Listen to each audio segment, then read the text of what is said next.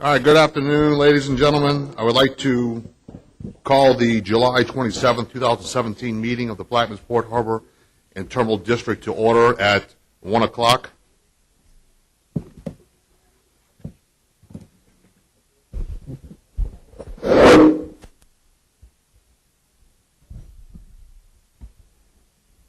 Hold the machine for roll call, please.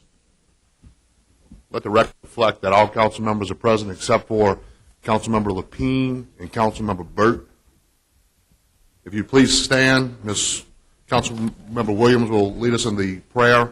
And General Sanders, if you don't mind following it with the pledge.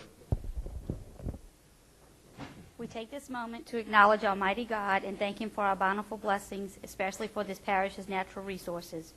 We give thanks to God for our brave and courageous men and women in our military who daily risk their lives to protect our precious freedom, and we pray for our world leaders to know how to obtain world peace.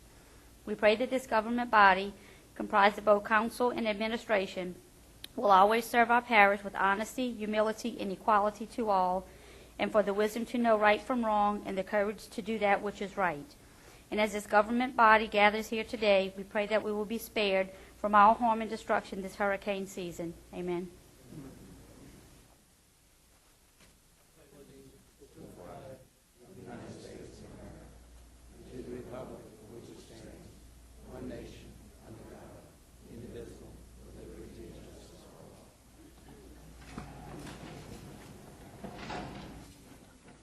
Thank you. If we move to item 2, executive session, Ms. Marcotte.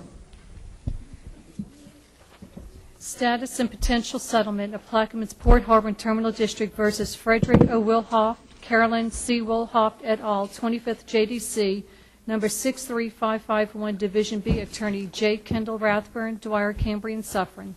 I'll offer. Second, Mr. Edgecombe. Status and potential settlement of Plaquemines Port Harbor and Terminal District versus Frederick G. Wilhoff, Carolyn C. Wilhoff et al., 25th JDC, number 63551, Division B, Attorney J. Kendall Rathburn, Dwyer, Cambrian, Suffern. Mr. Bartholomew.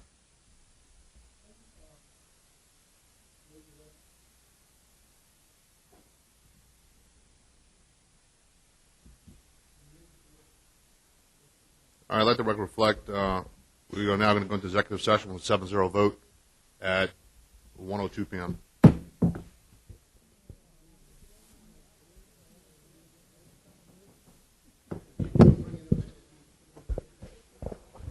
All right, thank you. We will resume at 1:24 p.m. from executive session. We'll move to item 7A1. Ms. Marcotte. A resolution authorizing special counsel Dwyer, Cambrian, Suffern on behalf of Plaquemines Parish, Plaquemines Port Harbor and Terminal District, the Port, to settle the matter entitled Plaquemines Port Harbor and Terminal District versus Frederick and Carolyn Wilhoff et al., 25th JDC, number 63-551, Division B, and otherwise provide with respect thereto. I'll offer this for the suspension. A second. Second by Mr. Edgecombe. This is on the suspension. At the request of my distinguished colleagues, I will cast the vote for. Just remind them that when it comes to East Bank time, that they do the same. Because this will come up again, I'm sure. No, I don't. No. I don't have copies for them. No. I emailed them. If they want to print it, they can print it. They don't want to, they don't. I'm not the copy maker. What's in your bag?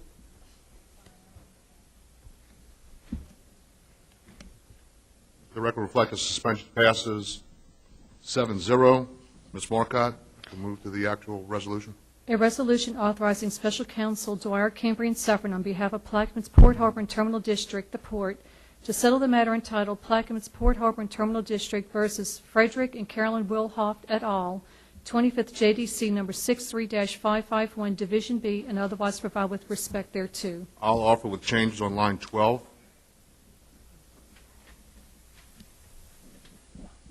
Insert in the line total of the amount would be $530,000, 530 comma 000. I got a second. Second by Mr. Edgecombe. Mr. Black, there's also line 25. I'm sorry, line 25 as well is the same figure. 530, comma 000, 530,000. Mr. Edgecombe, you second. Mr. Edgecombe seconds. Basically, this is the port's purchase of the property B1 that we actually expropriated. We were in litigation. As you can see, Plaquemines Port Harbor and Terminal District versus Frederick and Carolyn Wilhorf. This litigation reached a point where the judge has asked both attorneys to try to settle this matter. This is pretty much the median between the two different appraisals, the appraisal from the Wilhorfs and the appraisal from the port. Is that correct, Mr. Sanders? Yes, sir. Okay. We originally appropriated $438,000 or so for this property. So this is an additional $92,000, which, like I said, is the median between the two appraisals. Do I have any questions or comments from the table? Any questions or comments from the audience?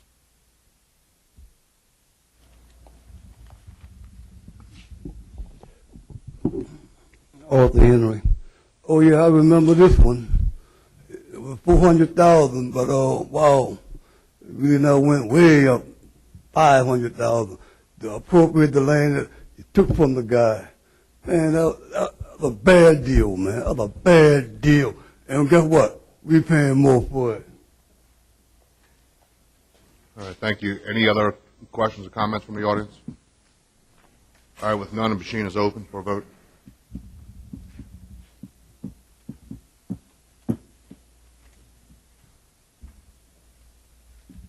Let the record reflect the resolution passes 7-0.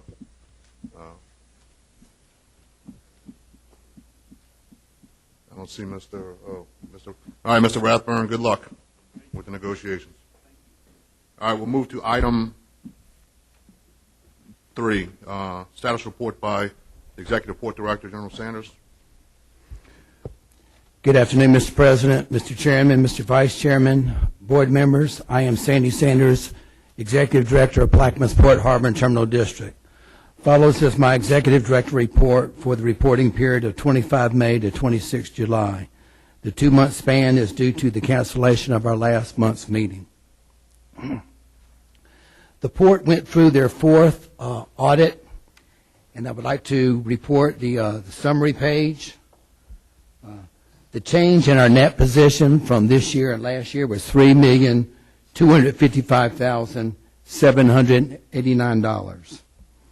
The summary of the audit's reports: report on internal control and compliance material to the financial statements. As far as internal control, there were no material weaknesses and there were no significant deficiencies. Compliance material to financial statements, there were none, and there was no management letter issued. We did not, the Port Plaquemines Harbor and Terminal District did not expend federal awards exceeding $750,000 during the year ended December 31st, 2016, and thus is exempt from audit requirements under the single audit and uniform guidance. In Section 2, financial statement findings, there were no issues of noncompliance, no significant deficiencies.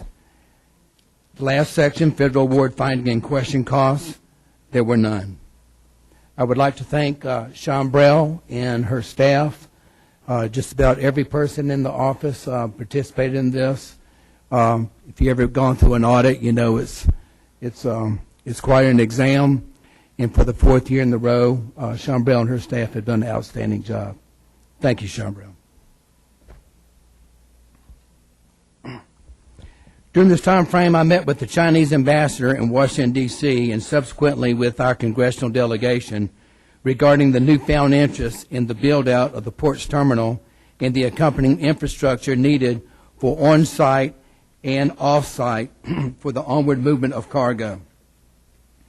This involves both the rail, highway, the maritime provided by the American Patriot Holdings vessel, and the air cargo at the Naval Air Station. The ambassador has fully endorsed the port's vision of becoming the Gulf Gateway to the heartland of America, and has nominated us as one of the possible projects for Chinese foreign investment.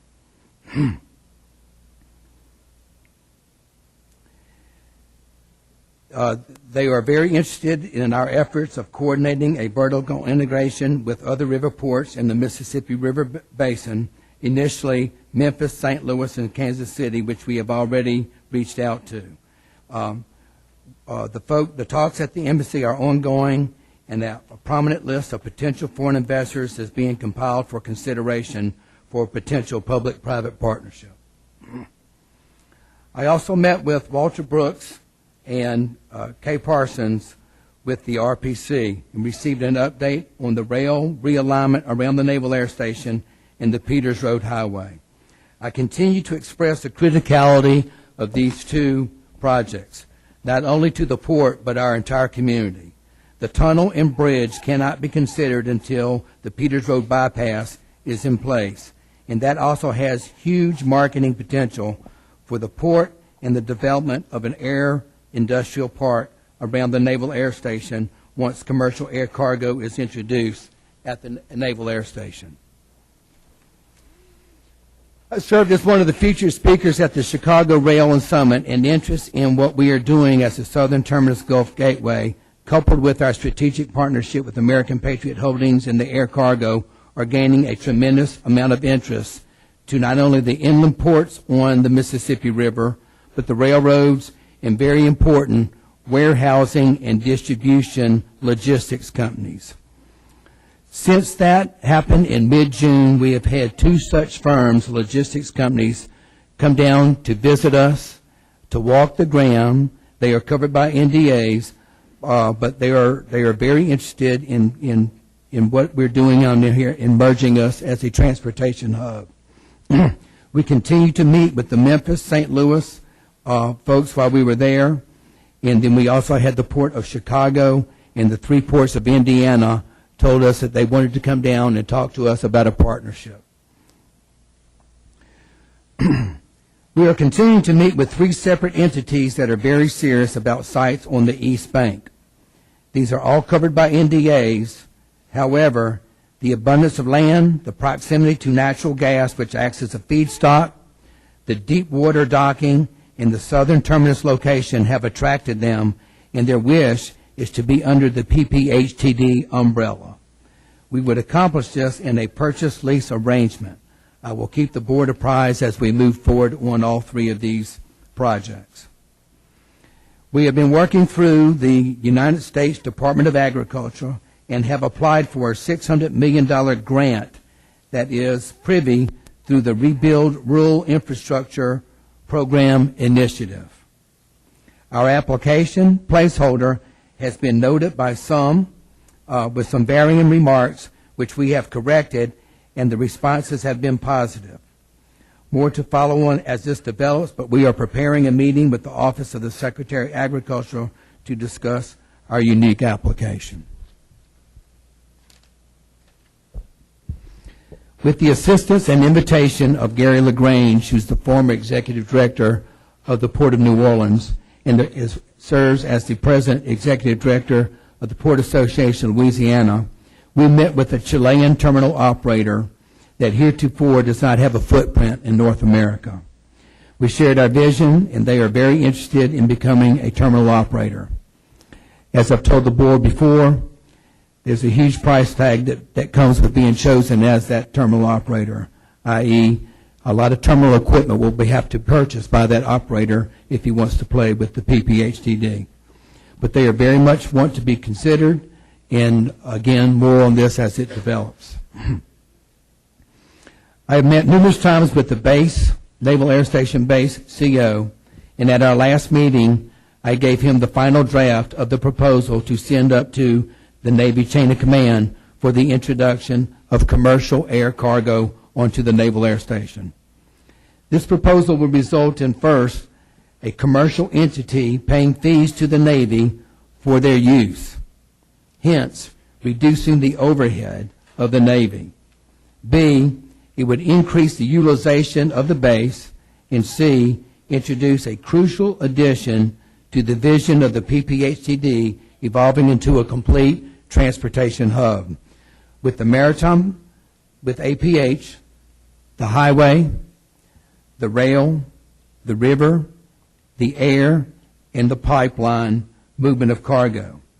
Very important, this would facilitate black-proofing our base. That base is the third largest employer in the state, and we would all suffer terribly if that base were to close. So if we can introduce commercial air cargo, that would allow a commercial application to pay some of the base's overhead, which it's not a guarantee, but it would certainly aid in the installation of bracking that base. I've spoken to the skipper of the base. We had initially set a 1 August submission to go to the Pentagon. However, we have backed that off to 1 September to allow him and his staff to take a chop at the proposal and get it back to us so we can remedy his remarks. We will be gathering letters of support from the federal, state, regional, and community to accompany the proposal.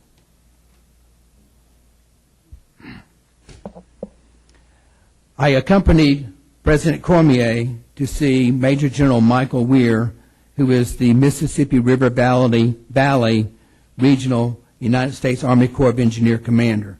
The reason for our visit last week was to present the parish's position of protest to what appears to be inconsistency in the Corps policy that could be financially detrimental to the PPG.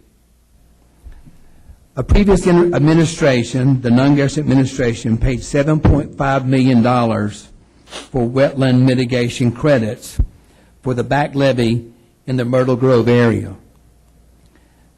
The regulatory branch of the Corps recognizes that. However, the Civil Works branch of the Corps not only doesn't recognize it, but they further purport that the PPG is on the hook in perpetuity for all future O&M costs.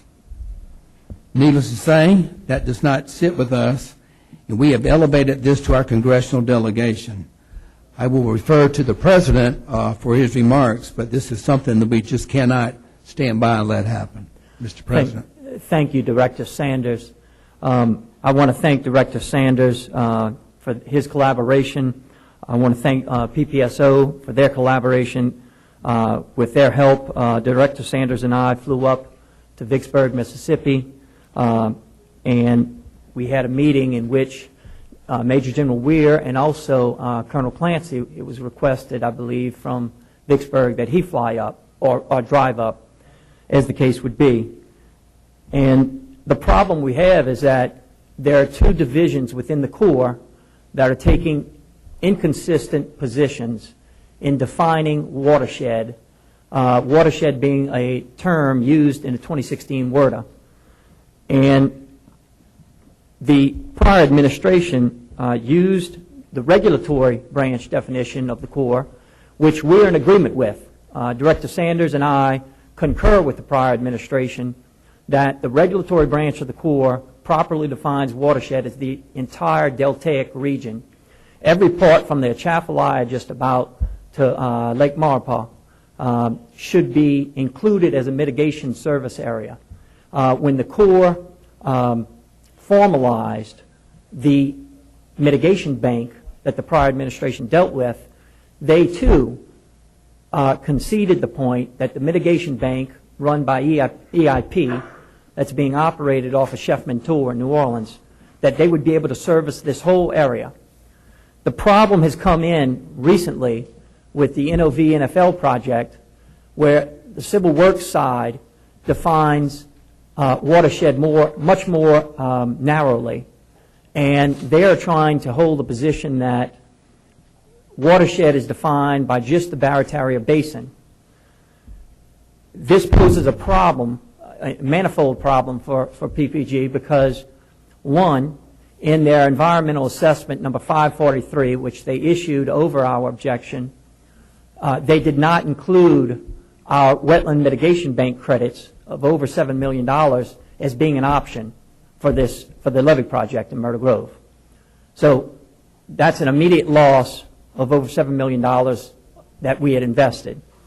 Second, and a more ominous problem would be that when we had a meeting with the Corps in New Orleans, at the New Orleans division, the question was posed for how long would Plaquemines Parish have to maintain these mitigation areas, which would be brackish marsh. And we were informed in perpetuity. So that would mean that we would have to incur the cost of future operations and maintenance costs for forever. And that's would highlight, one, incurring a tremendous liability for PPG, because the good thing about purchasing wetland mitigation bank credits, and the reason why the Corps is also, we take offense, because the Corps prefers wetland mitigation bank credits because it allows the local political subdivision to offset or to pass off the future operation and maintenance cost liability to the bank. The bank then becomes responsible for maintaining the mitigation area, and as opposed to the local political subdivision. So you can see as this problem's growing, first we lose over $7 million of cash pretty much.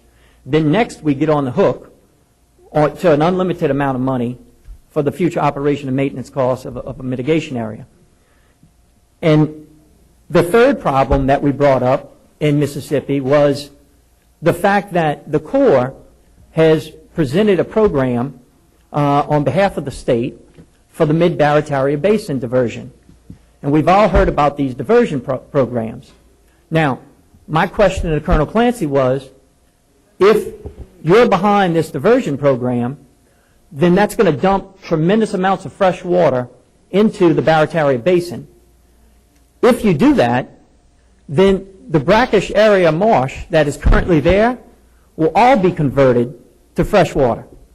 So it would be impossible, no matter how much money Plaquemines Parish spends on trying to maintain a brackish area marsh, because it's all going to be turned to fresh. And so these are the issues why, and I'm very thankful to Director Sanders' collaboration, because he had some, I think, knowledge before of Major General Weir. And we haven't heard back from Vicksburg yet, but we're not sitting on our hands, because we're talking about tens of millions of dollars at stake here. And we're moving up the chain up to D.C., and we will continue to fight, because in our opinion, the Corps within itself is taking inconsistent positions. And we also contend that it's contrary to the law. Congressman Graves is the one who helped author the 2016 WRDA bill. And so there's been some law that's changed to our benefit on this issue. And we'll keep up the fight. So thank you, Director Sanders. Yes, sir. Mr. Chairman, subject to your questions or remarks from you, the board, or the audience, this concludes my report. Thank you, Director Sanders. I do want to add a couple comments. I want to thank the President and thank you as well, Director Sanders, for the collaborative effort of going up to Vicksburg. I know you and I spoke about it prior to the trip, and I think that sends a really strong message to the Corps of Engineers that, hey, we're not going to lay down and just take this thing lightly, and we're going to fight for exactly what you said. I'm not going to, restate everything, but I appreciate that effort. I do want to say job well done to the port staff on the audit. We met for a couple hours afterwards and gave some recommendations about things that we need to do better, that the port needs to do better, to become more transparent. I think you guys have really turned the page on transparency. I know we were applauded during the audit for having things set up, such as the shared drive, where other council members and assistants and whatnot can view all documentations, invoices, weekly reports from the port. So that was good kudos from the auditors to you guys. So thanks for that. We have a couple resolutions that I'm going to be introducing.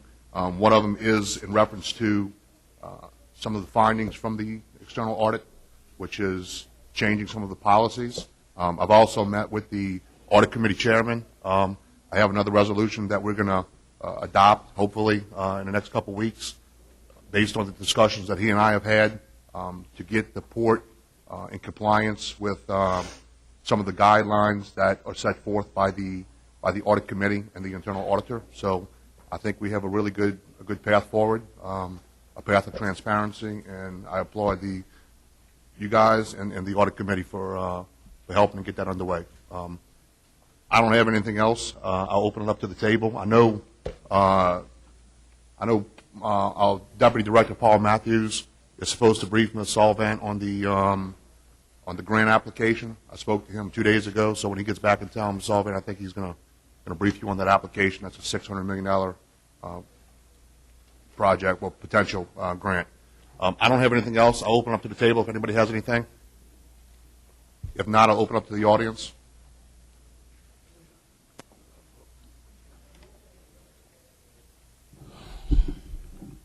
The current, on the Peters Road bypass, if I'm not mistaken, the governor killed to build a bridge for the money anyhow. Am I correct? And the money coming this year from the bridge over Peters Road or bypass, is it? The project itself is not killed. But We I are said- facing a I- major it's hurdle killed. with funding. I said, no money. Can't build nothing without any money. So, not happening this year, right? It's Right. not going to happen this year. All right, okay. All right. Now, the railroad realignment, like almost 3 years ago, the council $260,000 for a study for the realignment of the railroad. Had that study been finished by the Regional Planning Commission? Has it been finished? The study has been finished, the EIS, and We were supposed to let the public know. We didn't get the little there's part. one last item that needs to be taken care of, and as soon as it is, I will report in full. So, my overall question is, though, how much of a hindrance those two things put on your development of the port? That's a great question. Yeah. Really good question. A port is measured not so much by the port itself, but the onward movement of the cargo. Right. You can have the best port in the world, but if you can't get the cargo out of there because you don't have the proper rail or the proper highway, then your port isn't worth a hoot. So it is very important for the port, but it's equally important for our community, particularly the Peters Road. That should be the number one project in our community, because you know, how many times have you and everybody else in this room sat there in the traffic with the bridge up? We can't work on that bridge or that tunnel until we have an alternate hurricane escape route, and that's what Peters Road does. And Peters Road also would greatly, tremendously increase the marketability of the land around the Naval Air Station as far as an industrial complex with the advent of the introduction of that commercial air cargo. So that's a good question and very important. Well, I mean, the people need to know, that's all, you know. Amen. I mean, a lot of invested in this. I support your project with the military. I think that's a great idea. You know? Thank you. But thank you. All right, with no further questions or comments, we'll move to item 4, business advertisements. We have none. I'm going to skip over item 5 for right now. I want to bring up item 7B, Mr. Eric Sundstrom. He's going to give us an update on what has been happening up at the Capitol. Welcome back, Eric. It's been a while since we've seen you, but I do want to just thank you for the work that you've done to help facilitate some of the visits that we've all had up to Baton Rouge to meet with the legislators that we really need to get a hold of, especially our Secretary for Transportation, Sean Wilson. So thanks for all of that, and the floor is yours, sir. Eric Sundstrom, representing the Plaquemines Parish Port Harbor and Terminal District. Mr. Chairman, thank you. Vice Chair, Mr. President. I think it's kind of perfect timing for me to follow Mr. Sanders regarding the financial situation It was bleak. Y'all have read my reports regarding capital outlay. Gasoline tax failed. Probably not another shot of seeing a gasoline tax come back through Baton Rouge until maybe 2020, around the next fiscal year, once you factor in elections, things like that. So I'm not sure where some of this money is going to come from, unless we just get a great windfall through the state and oil comes back. We did get some projects, some capital outlay projects from the roads, for the roads. Highway 23 is going to continue. There is some money for the Bell Chase Tunnel. There were 2 projects that were vetoed through the governor, the YMCA and one of the recreation districts. But other than that, we've pretty much hit the status quo, at least in Baton Rouge.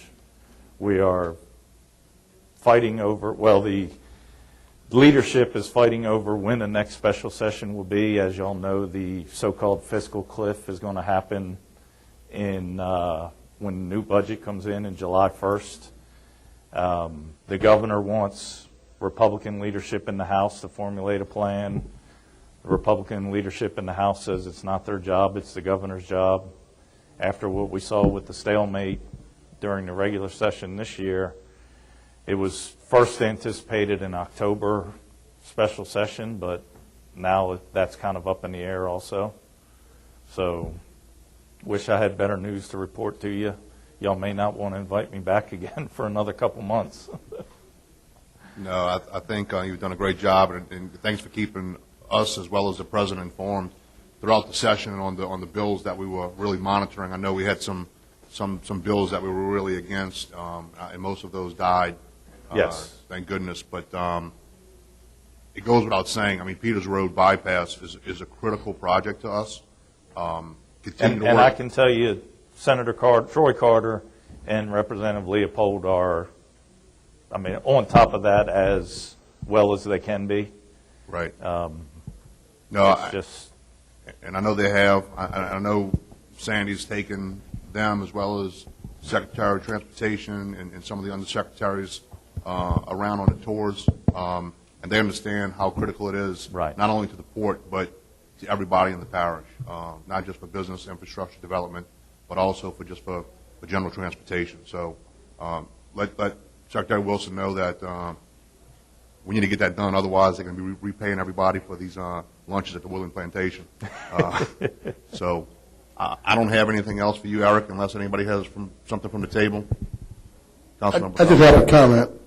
Since it's such an impact on our future, you might want to look into considering possibly get with the legislatures in our district to put a toll on the bridge, since we have such an influx of traffic coming down 23 that could expedite the bypass by putting the toll on there just to pay for the bypass, since we don't have any state funding. They do it all over the state, different areas, by doing that. And this is a very important piece of the not political, but the resource future of Plaquemine Parish.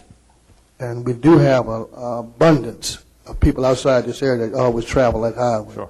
And you might want to look into that. Okay. Thank you. Yeah, just for the directing. I mean, but you get that input because it has to, I'm sure, be approved by the state for us to do that, with that money being specifically for the bypass.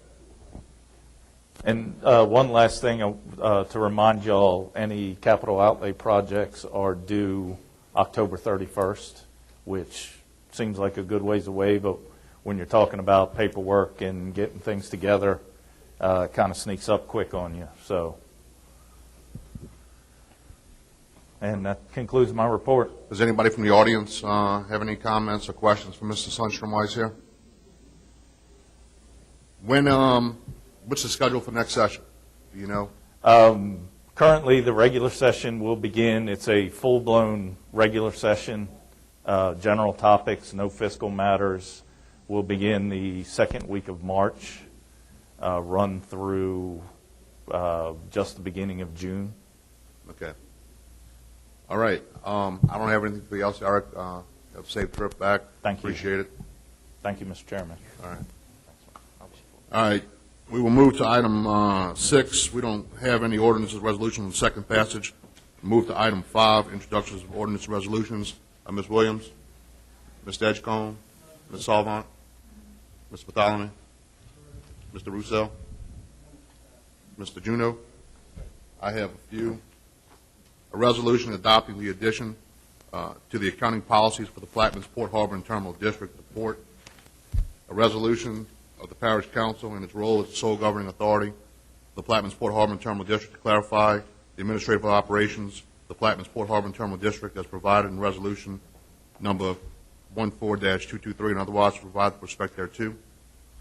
A resolution authorizing Maynard J. Sandy Sanders, Executive Director of Plaquemines Port Harbor and Terminal District, to enter into a services agreement with Intermat LLC relevant to the management services needed for the moving of Port Ship Services Incorporated business facilities at Track B3 to Track H, which track is currently owned by Plaquemines Port Harbor and Terminal District, and otherwise to provide with respect thereto. A resolution authorizing Maynard Sandy Sanders, Executive Director of the Plaquemines Port Harbor and Terminal District, to extend the agreement with the Arlington Ridge Group, LLC, for consulting and advisory services regarding inter alia government representation at the state and federal level, and otherwise to provide with respect thereto. That's all I have, but I do want to comment on one item in regards to introductions of ordinance and resolutions. I gave a directive to the port staff that anytime we do any introductions of ordinances and resolutions that reference a contract, that I want the contract attached to the introduction. That way the entire council, during the 2-week layover period, are able to see that contract. That way you can do your due diligence, as well as the public has a view of that as well. That way we don't come to the table and then we get the contract and then we sit up here and either argue about the contract or debate it. We'll have those 2 weeks to go ahead and look it over. So that's a policy that I'll let Mr. Sanders know. So if there's no objections to that, we'll move on to item 8. Approval of the May 25th, 2017 meeting minutes. Mr. Edgecombe, office, second by Ms. Williams. Machine is open.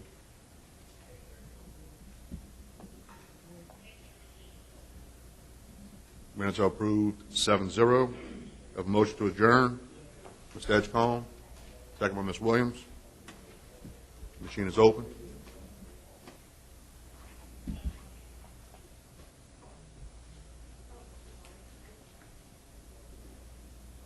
Mr. Edgecombe.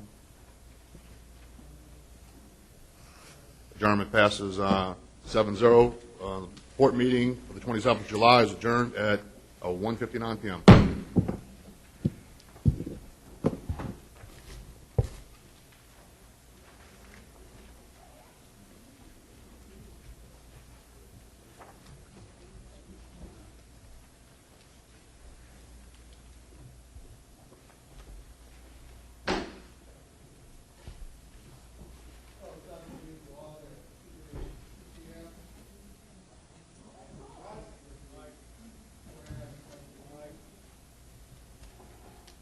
We're going to dispense with the pledge and the prayer. The machine is open for roll call.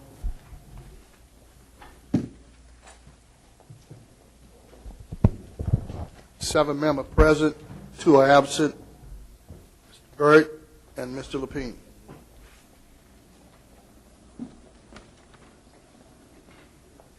Anybody have any deferrals or withdrawals? Mr. Black, Councilman Black? Yes, I do.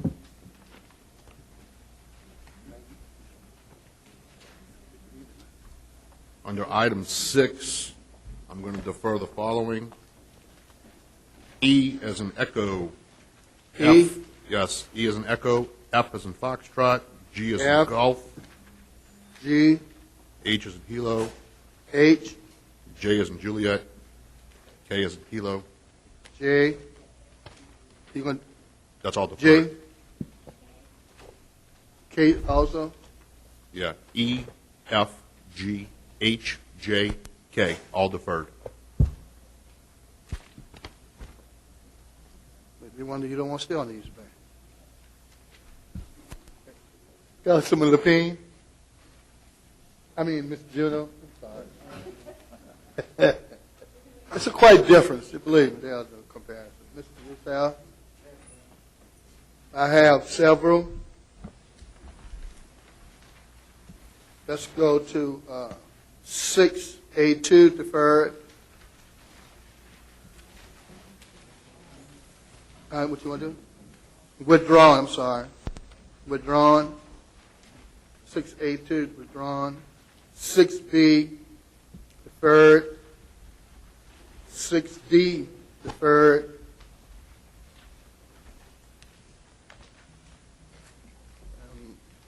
Okay. O through W is deferred. Those items will be taken up at the budget hearing on August the 10th, I think. Huh? 7th, I'm sorry, August the 7th. Those items from O to W will be taken up then.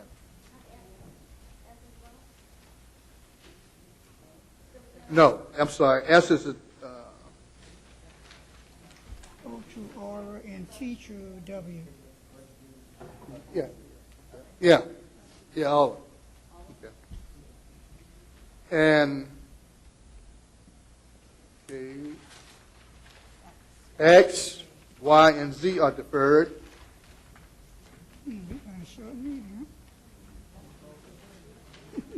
I, 7I, and 7J is deferred. Okay, Ms. Sullivan, you have it. I have none. Mr. H-Combe, you have it. I'm good. Ms. Williams. All right. Do I need to go over? All right, let's go over. 6A2 is withdrawn. 6B and D is deferred. 6E is deferred. 6F is deferred. 6G is deferred. 6H is deferred. 6J is deferred. 6K is deferred. And O to W is deferred.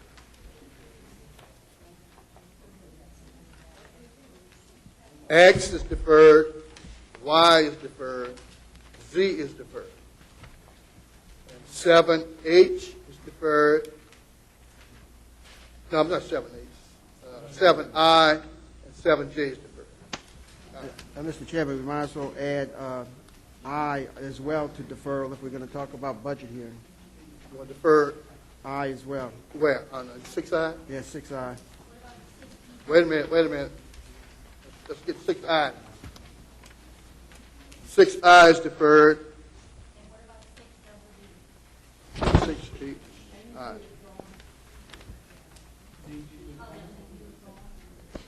DD is withdrawn? Y'all sure? I ain't gonna come after us, huh? All right. 6D, double D, I'm sorry, is deferred. Withdrawn, I'm sorry. It's withdrawn. All right. Any other? May I ask by whose request? Ms. Pines? Which one you? 6 double D is withdrawn by who request?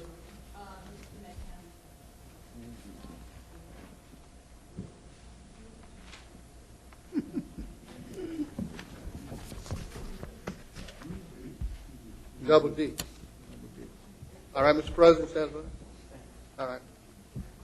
All right. Now we go according to the agenda.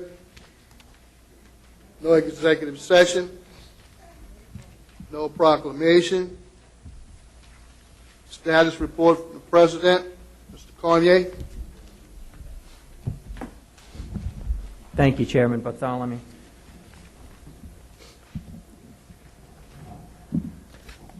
As I've further update on the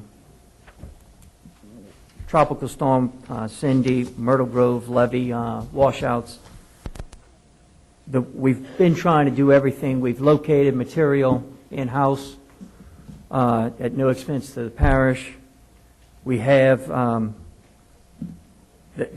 trucks, dump trucks to move the material, but unfortunately the problem we've come across is we do not have any drivers, as we've noted before, with CDL licenses to drive the dump trucks. We're seeking alternatives, and we'll keep you updated on that. This past week, I met with the leadership of Chevron Oronite. They informed us that they're developing a new chemical that will allow oil and gas companies to more easily extract remnants of oil left in older wells. This is good news for Plaquemines on two fronts. One, we have a local industry that's coming out with a really good product. And two, this will increase or facilitate greater production of oil within Plaquemines Parish. We have a lot of wells that have been producing for decades, and this, with the insertion of this chemical, it will facilitate the extraction of more oil. On July 18th, I was lucky enough to be invited to the Plaquemines Council on Aging. They provide a great service to our elderly citizens and community, and they elected new officers for the upcoming years, and I congratulate the new officers and look forward to working with them, and also we'll be inviting them to come to one of the council meetings too. They have some requests, some services they'd like to provide to our elderly community, and I think they'll be coming looking for funding for that.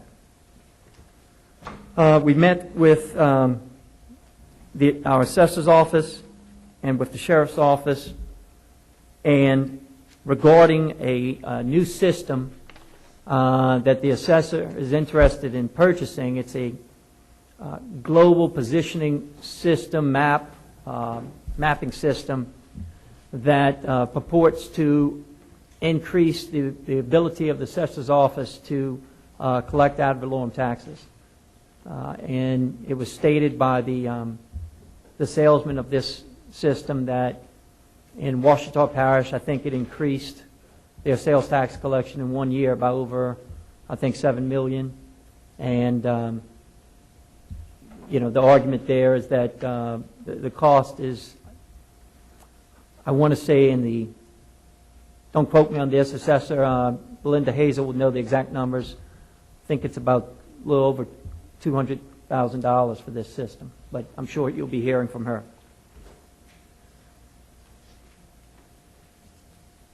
We had a meeting.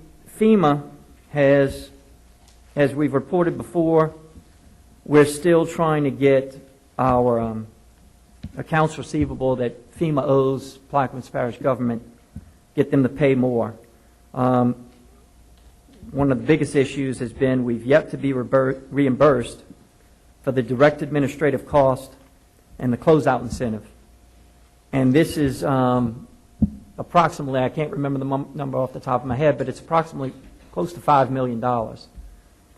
And initially, the disagreement with FEMA has been whether or not we're entitled to 8% or whether or not we're entitled to 11% of what we paid previously. And FEMA informed us, the Louisiana branch, that they wanted to use our case as a test case to take it up to D.C. They say they agree with us that we should get 11%, but they wanted to use it as a test case and take it up the chain to D.C. The problem with that is I'd rather get our 8% now and let them test whatever they want later. But cash now is better than cash later, and that seems to be the FEMA has been pretty tight with the cash. We've also met a deadline that FEMA imposed end of July, in which they wanted an update of all Katrina PWs. And we still have 204 Katrina PWs that we've not been reimbursed 100% on.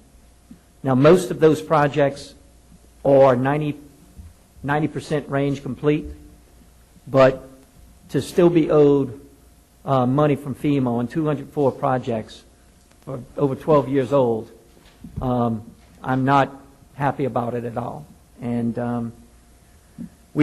I've reached out to our congressional delegation on this, Ms.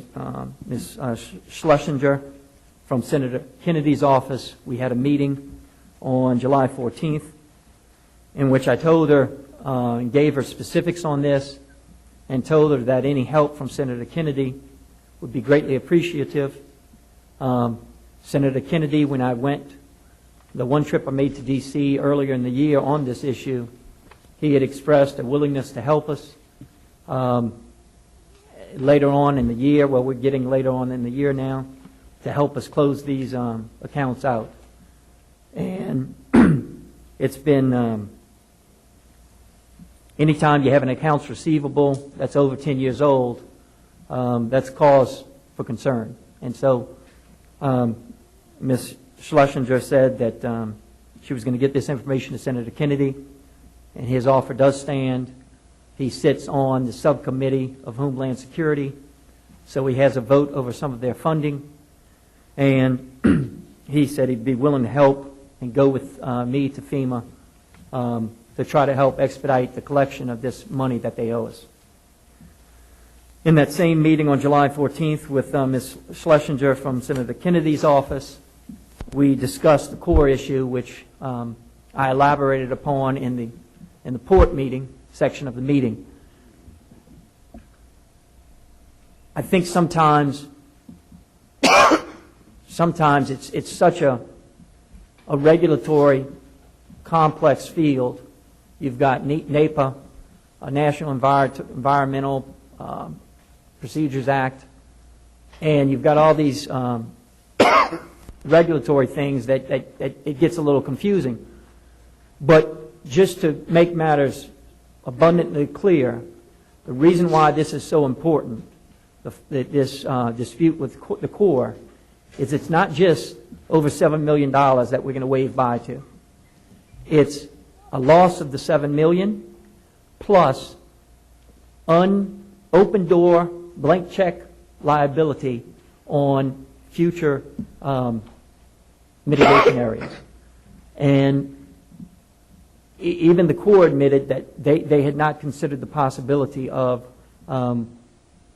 if they do this Mid-Barataria Basin, you know, their definition is saying, okay, well, you just have to mitigate within the Barataria Basin. We can't use Chef Mentor because that's in Lake Pontchartrain Basin, even though part of the NOV-NFL project is on the East Bank. But they said that not a significant amount was on the East Bank to fall into that category. I mean, you can't make this stuff up. But the one thing that we may be seeming to get traction on is that they admitted that if they open this Mid-Barataria Basin diversion, it's going to completely change the marsh. And they may have problems with NEPA then, personally, because this is all brackish marsh, and the way NEPA defines a marsh area is based upon the time when NEPA was established. So this is big. And we're not talking about, you know, just $7.5 million. We're talking about quantities of money that could very easily bankrupt the parish, tens of millions of dollars. So we'll keep tracking that, and I will keep you updated. And we also have some help from the Mitigation Bank, EIP. Naturally, they have an interest in seeing to it that the Corps follows its original theory because they make money off of selling the credits. So we're not alone in this. I wish we had a lobbyist, but EIP does have a lobbyist. And so we're piggybacking on their lobbyist and sort of, you know, whenever they say something, we say me too.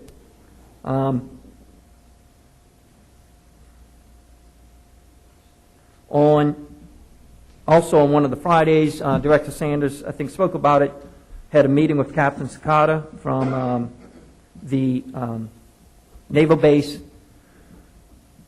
Captain Sakata's been a good neighbor. He's trying to facilitate the Barrier Road Bridge. They're trying to secure monies to help us. That bridge is quite old, and there is dispute among the engineers as to how much weight that bridge can hold.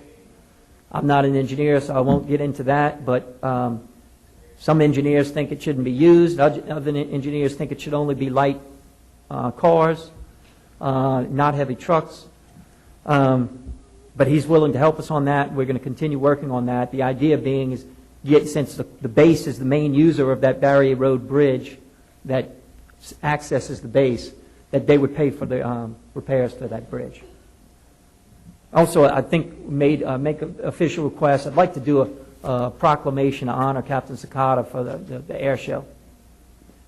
And with that, Mr. Chairman, I yield.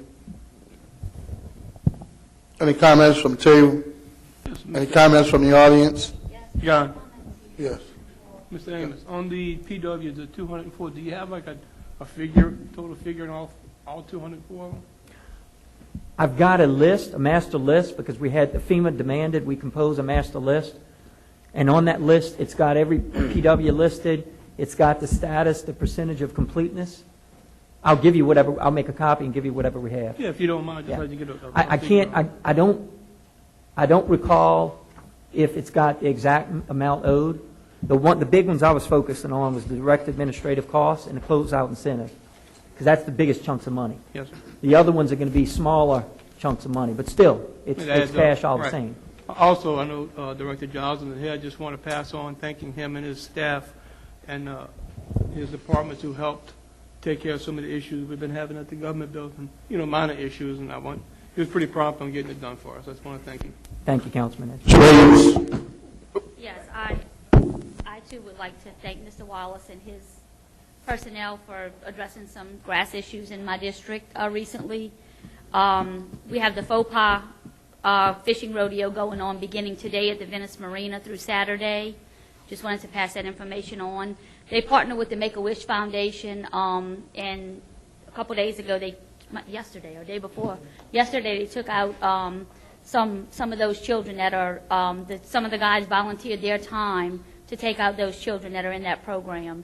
So it's a pretty big deal. A lot of people come down through our parish for this event. Also, Mr. President, I wanted to ask, several meetings ago, we approved some hiring for personnel in Solid Waste South. I spoke to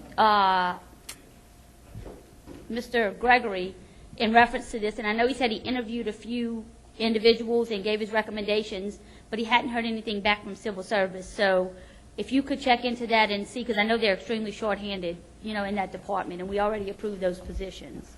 And I would also like, if possible, can someone from Civil Service be at the meetings to address some of these questions that we may have? I did pass along the request from the last council meeting to Civil Service, if they would send the head of the department. So I did pass that communication on to Ms. Katie. I'm glad you reminded me something, Councilwoman Williams, of I did do a WWL interview with Eric Paulson in which I promoted our Empire South Pass Tarpon Rodeo and our Faux Pas Yes. Tarpon Appreciate Rodeo. it. And these are wonderful events, and I encourage any and all to take a ride down and have a good time. I Thank just you. want to say you did luck out on us not being able to get a Dunkin' booth. I'll volunteer. Audience? Yeah, President, hey, when the people gonna get a full report on these PWs, man? This been happening for a long time, and a lot of money been spent, a lot of projects. The thing I got, this thing is just STICMA projects, PWs, over $500 million, a lot of money. But we need to let the people in on some of this, man, because this all been like kept a secret, Yeah. No, Mr. Henry, great point, and you have to forgive me, I should have brought that list. But we were jumping through hoops for FEMA, and just as I anticipated, FEMA set this arbitrary deadline. What's going on is with the change in the administration, FEMA has a new director. And this is one of the things where I was speaking with a gentleman who was inquiring about representing us in D.C. And, none of us can know everything, but we might have, by not having a lobbyist, we might have missed out on a potential opportunity because since FEMA hadn't paid us the $39.9 million, I think they've paid it down some from that. But in the future, the way to do something like that is you hold a confirmation process on the FEMA director. Now that has occurred, but there's other ways we can put some pressure on them, and with the help of Senator Kennedy and Senator Cassidy has also been demanding monthly reports. But I can bring you that list of 204 PWs, and I'll get it at the next council meeting, and that way you can all I peruse just it. think the people need a full report on this, man, because FEMA spent a lot of money in this parish, and half the people don't even know what to spend the money on. Just put it out there so everybody can see. Good point. Thank you, Mr. Henry, and I applaud you for encouraging us to be transparent. Solvent, Councilman Solvent. Yeah, just to add on what Mr. Henry said, Mr. President, who's monitoring those FEMA PWs? For us, it's the same ones who had it. Outstanding one. Yeah, it's the same ones who had it before. And the reason why I did that is because the way this was set up was all of the documents were not handled internally. This was all outsourced. So, and as a matter of fact, when I was in D.C. with Senator Cassidy's office, and we were meeting with Mr. Tony Robbins, the regional director of FEMA Region 6, who's based in Texas, and we had Director Womack on the phone. Initially, Director Womack and I sort of had a friendly, a spirited discussion or debate because he was accusing us of not turning over documents. And I explained to him that the reason why I did not make changes there is because the only group who have been around here since Katrina is that group. We've had changes in the administration here at the parish level. We've had changes at GOSEP at the state level. We've had changes at the national level, different presidents. So my question to him was, how can you accuse us of not turning over sufficient documentation when you weren't here at the time, I wasn't here at the time, and these are the only guys who have been here the whole way through. So I'm hopeful still that we're going to collect a good amount on this. We did, and one thing I omitted to say, is when I did go up to D.C., with the contractor's assistance, we prepared and submitted a global settlement proposal to FEMA, and they rejected it. And that was how the arguments, the debate began, because for Orleans Parish, they gave Orleans Parish $1.3 billion before they had even spent it. And here, we spent the money already, completed most of the construction part of the projects, and we're still sitting left holding the bag. So that's give you the background on that scenario. Yeah, but wasn't All South involved with that process? Yes. Yes, they have all the documentation, and that's the way it was set up. And so it's because FEMA was saying that we didn't turn over the documents, and we don't have the documents, and now they have changed their tune. Documents have been submitted. Now the argument, they haven't said anything about documentation. Now FEMA's response for not paying us is that whether we should get paid 8% or 11%. based upon the documentation. Okay, thank you, sir. Any comments from the audience? Yes?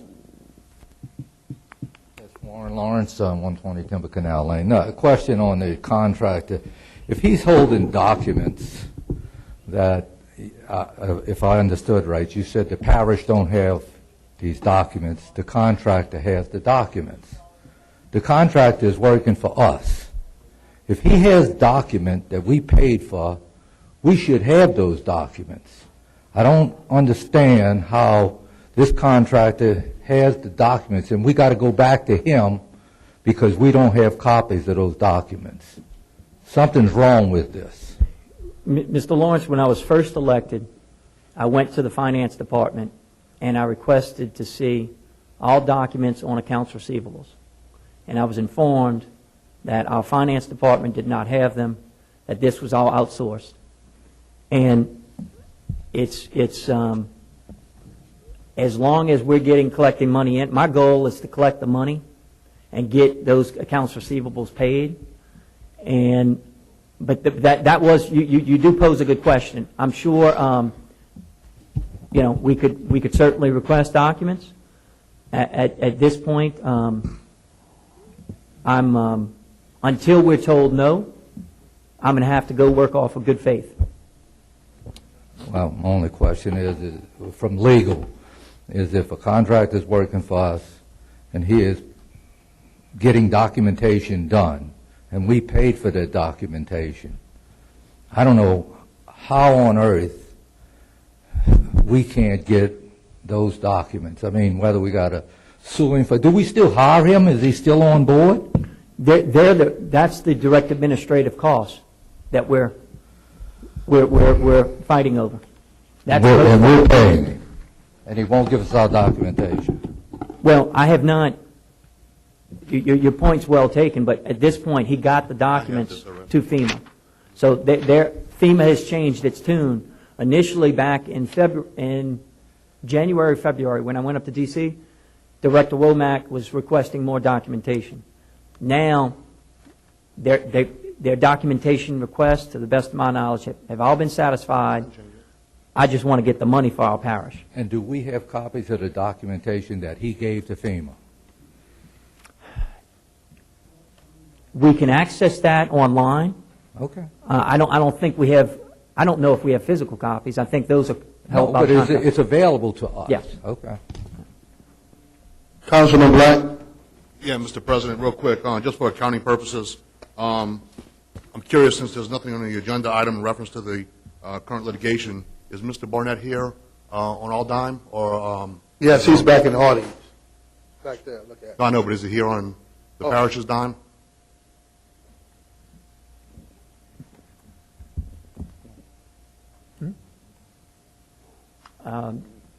State your question. that I know of. State your question again. My question is Mr. Barnett here on the parish's dime? Are we paying, or is he billing us for his attendance? I do not have the answer to that question, sir. I can look into that for you. Can you, ask Mr. It's, Barnett? as you noted, Councilman Black, it's not on the agenda, so I wasn't prepared to answer that question. Okay, no, I agree, it's not on the All agenda, right, but I just want to make sure. Let's just move on. Well, can I ask him? No. We want to, we want to be transparent with payments, right? Coming to a budget hearing next week so we can get all that straight. All right, next item. Hope the audience is satisfied with that answer. All right, next item is bids and advertisement. Do we have any bids and advertisement? Next, beer and liquor license, Councilman Black. None. Mr. Gino, Mr. Roussel. None. I have none. Ms. Solvent, Mr. Ashcombe, Ms. Williams. Okay. Permit and construction. Do anybody have any objections to taking all the constructions in global? Any objections from the table? 4A1, Walter Oil and Gas Corp. application number 2017-293, dated April 10, 2017. Plug and abandon SL1212 well number 001 and remove all associated structures and 4-inch flow line east side of Wreck Bay area. Councilmember Bartholomew. Number 2, Whitney Oil and Gas LLC, application number 2017-482, dated July 11, 2017. Install 6-inch pipeline, South Pass Area Block 28, Councilmember Williams. Number 3, the Louisiana Fruit Company, application number 2017-500, dated July 18, 2017. Maintenance dredge Chevron slips 1 and 2, Veniceport Complex, Councilmember Williams.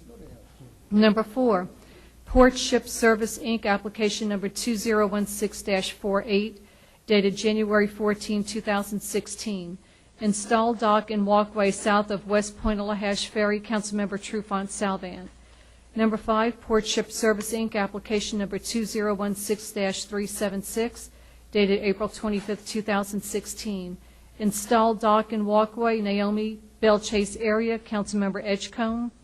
Number 6, CHS, Inc., application number 2017-499, dated July 18, 2017. Install 14 monopoles at existing barge fleet, grain elevator, Myrtle Grove area, Councilmember Trufant Salvan. Has been offered by Councilman Trufant, second by Councilman Williams. Are there any discussion from the table, audience? Machines are open. Machine is open.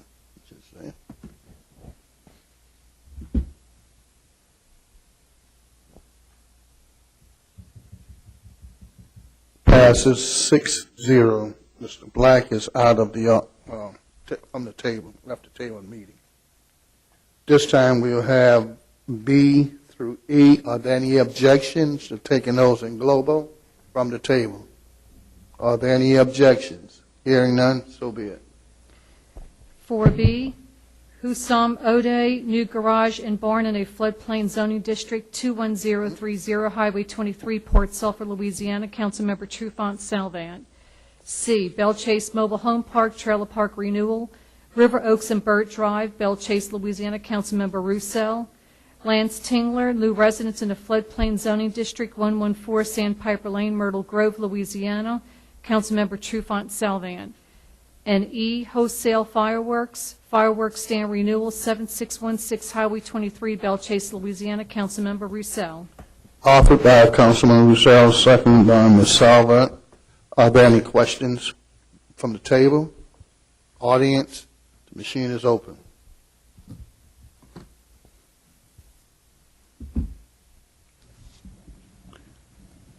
Ayes pass 6-0. This time, at the request of Councilman Edgecombe, we'd like to move to BB, item BB on the agenda. Thank you, sir. Would you please go to BB? 6BB, an ordinance authorizing Plaquemines Parish government on behalf of Plaquemines Parish and the Beers Levy District to approve a pipeline right-of-way agreement with Cayenne Pipeline LLC as transferee of an existing natural gas pipeline converted to a liquids pipeline to transport natural gas liquids across parish-owned properties located in Section 15 and Section 23 in Township 21 South, Range 30 East, and authorizing the parish president to execute the pipeline right-of-way agreement and otherwise provide with respect thereto. And those has been offered with the changes, correct? Yes, sir. With All changes. right. Councilman Edgecombe offers, I'll second. Oh, Ms. Sullivan seconds, no problem. Okay, Mr. LD. You explain the changes, please, sir? Yes, I will. In the preamble, line 4 and 5, added or other hydrocarbons. First whereas clause, lines 10 and 11, struck Mr. in the blank, and it's Cayenne Pipeline LLC. The date for the application was July 12, 2017.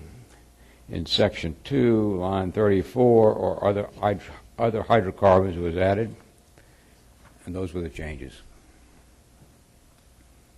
Deleted 16 on line 12.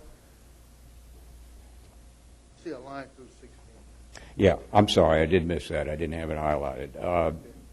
16 was eliminated. All right. On line 5 also? Yep, the I preamble. missed the highlighting. Right. Is that it? You ready to vote? Yes, there's no other questions. No questions? Audience? Come on up to the mic. How much is Perry being compensated for using our land for run this pipe across? Come on, why not tell the people? I gotta get up there all the time when they're dealing with money. Why? Why you try to hide it? Was that a question? Yes, he asking how much money are we getting for the people usually coming across the parish-owned land, if any? We're getting compensated for it. And as you, well, I'll get to it if you'll permit me. $13,431.95 a year for 20 years. And if they renew it, an option for additional 20 years at the same rental. Any other questions or comment from the audience? Thank you, sir. The machine is open.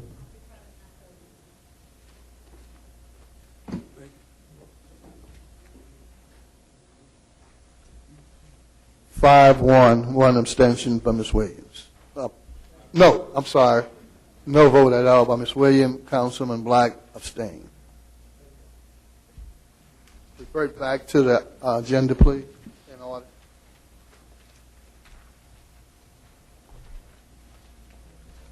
I'm sorry, which one? Introduction of ordinances and resolutions. Councilman Black? Yes, I have one. A resolution to rescind and all set aside resolution number 17-136, assigning office space in Building 102 to the Internal Audit Department, assigning office space to the Internal Audit Department in Building 203, and otherwise provide with respect thereto. That's all. Mr. Juneau? Mr. Roussel? I have several. An ordinance to transfer 1 mil of Blackman Parish Board Harbor Terminal District millage to create a 1 mil recreation millage and otherwise to provide with respect thereto. An ordinance was offered by Councilman Burt, who moved in adoption. An ordinance to appropriate $50,000 to fund the study of infestation of roseau cane in the marsh of coastal Louisiana and otherwise to provide with respect thereto under Councilman Burt's agenda. An ordinance to amend a 5-year capital improvement plan, improvement Scarsdale Bell Chase Ferry Landing project and otherwise to provide with respect thereto. An ordinance authorizing the emergency exception of the hiring freeze currently enacted on all vacant positions of Blackman Parish government and otherwise to provide with respect thereto. An ordinance to amend the 2017 general fund operating expenditure budget, recreation facilities, service department, swimming pool, the day event department, and otherwise to provide with respect thereto. An ordinance to amend the 2017 general fund operating expenditure budget, flood control department, and otherwise to provide with respect thereto. An ordinance authorizing the accepting of a donation of Homeland Security Emergency Preparedness Department and to amend the General Fund 2017 Operating Revenue Expenditure Budget, Homeland Security Emergency Preparedness Department, and otherwise to provide with respect thereto. An ordinance to amend the 2017 Manpower Structure Permit Department and to authorize an emergency exception to the hiring freeze currently enacted on all vacant positions of Blackman Parish government, otherwise to provide with respect thereto. An ordinance authorizing an emergency exception to the hiring freeze currently enacted on all vacant positions of Blackman Parish government, otherwise to provide with respect thereto. An ordinance to amend the 2017 General Fund Manpower Structure Operating Expenditure Budget Interim Employee Training Department and to authorize an emergency exception of the hiring freeze currently enacted on all vacant positions of Blackman Parish government and otherwise to provide with respect thereto. An ordinance to amend the 2017 5-year capital improvement plan, various projects, and otherwise to provide with respect thereto. An ordinance to amend the 2017 operating expenditure budget, various funds, various departments, various line items, otherwise to provide with respect thereto. An ordinance to amend the 2017 operating revenue budget, various fund, various department, various line item, and otherwise to provide with respect thereto. Ms. Solomon, you have any? Yes, sir, I have one. An ordinance by the Plaquemines Parish Council as on behalf of the West Bank Levy District to appropriate new perpetual flood protection levy flood wall easement, new perpetual flood protection levy flood wall and drainage ditch easement, new perpetual drainage ditch easement, and new temporary work area easement in certain portions of lands in Plaquemines Parish, Louisiana, to construct the New Orleans to Venice NOV-NF-W 682 Point Celeste to West Point Lahash, Plaquemines Parish, Louisiana, for levee, flood wall, drainage, flood, access, and hurricane protection purposes, and otherwise to provide with respect thereto. That's it for me. Councilman H. Yes, sir, I have one for Mr. Lapine and a couple for myself. For Councilmember Lapine, an ordinance authorizing and directing the parish president to dismiss with prejudice the following matters. Number 1, Plaquemines Parish Government versus W. Keith Hinckley et al., docket number 63-277, Division A, 25th Judicial District Court for the Parish of Plaquemines, State of Louisiana. Number 2, Plaquemines Parish Government versus Emmett Burris, Daniel Scott et al., docket number 63-276, Division A, 25th Judicial District Court for the Parish of Plaquemines, State of Louisiana. Number 3, Plaquemines Parish Government versus Byron Williams et al., docket number 63-278, Division B, 25th Judicial District Court for the Parish of Plaquemines, State of Louisiana. And number 4, Plaquemines Parish Government versus Daniel Scott, Logan Scott et al., docket number 63-275, Division B, 25th Judicial District Court for the Parish of Plaquemines, State of Louisiana. For Councilmember Edgecombe, a resolution renaming Hunters Park, Perez Park as Jesuit Bend Park and to provide with respect thereto. An ordinance to amend the 5-year capital improvements plan Empire Floodgate Pump Station Project and otherwise provide with respect thereto.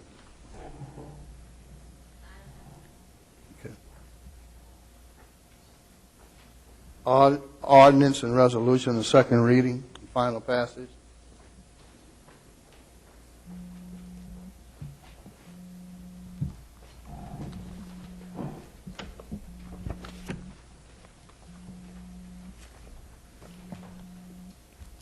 A1, an ordinance by the Plaquemines Parish Council as and on behalf of the West Bank Levy District to appropriate new perpetual flood protection levee flood wall easements, new perpetual flood protection levee flood wall and drainage ditch easements, and new temporary work area easements in certain portions of lands in Plaquemines Parish, Louisiana, to construct the New Orleans to Venice NOV-NF-W-05A.2 Myrtle Grove to Wood Park levee, Plaquemines Parish, Louisiana, for levee, flood wall drainage, flood access, and hurricane protection purposes, and otherwise provide with respect thereto.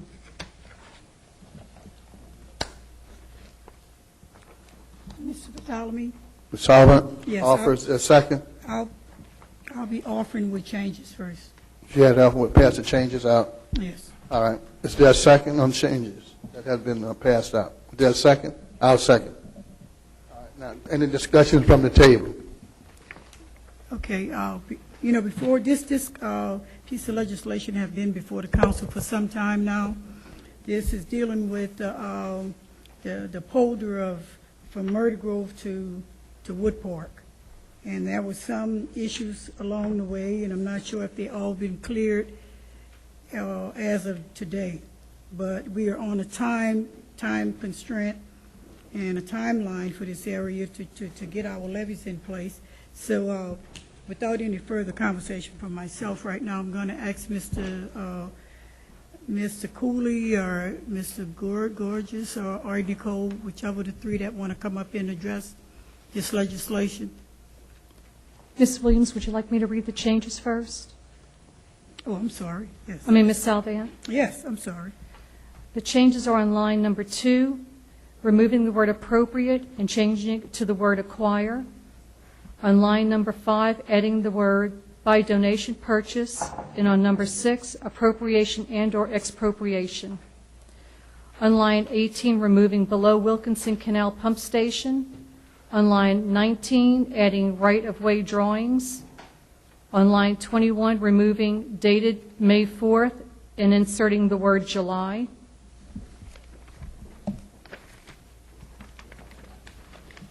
On page 2, line number 5, adding the word expropriate. On line number 8, we're removing the date May 10th and adding the date July 20th, 2017. On line 19, we're removing the word appropriate and adding the phrase acquire by donation, purchase, appropriation, and/or expropriation. On line 21, we're changing the acreage from 82.62 to 86.36 acres. On 22, we're changing from 29.01 acres to 30.12 acres. On line 23, we're changing from 13.79 acres to 9.59 acres.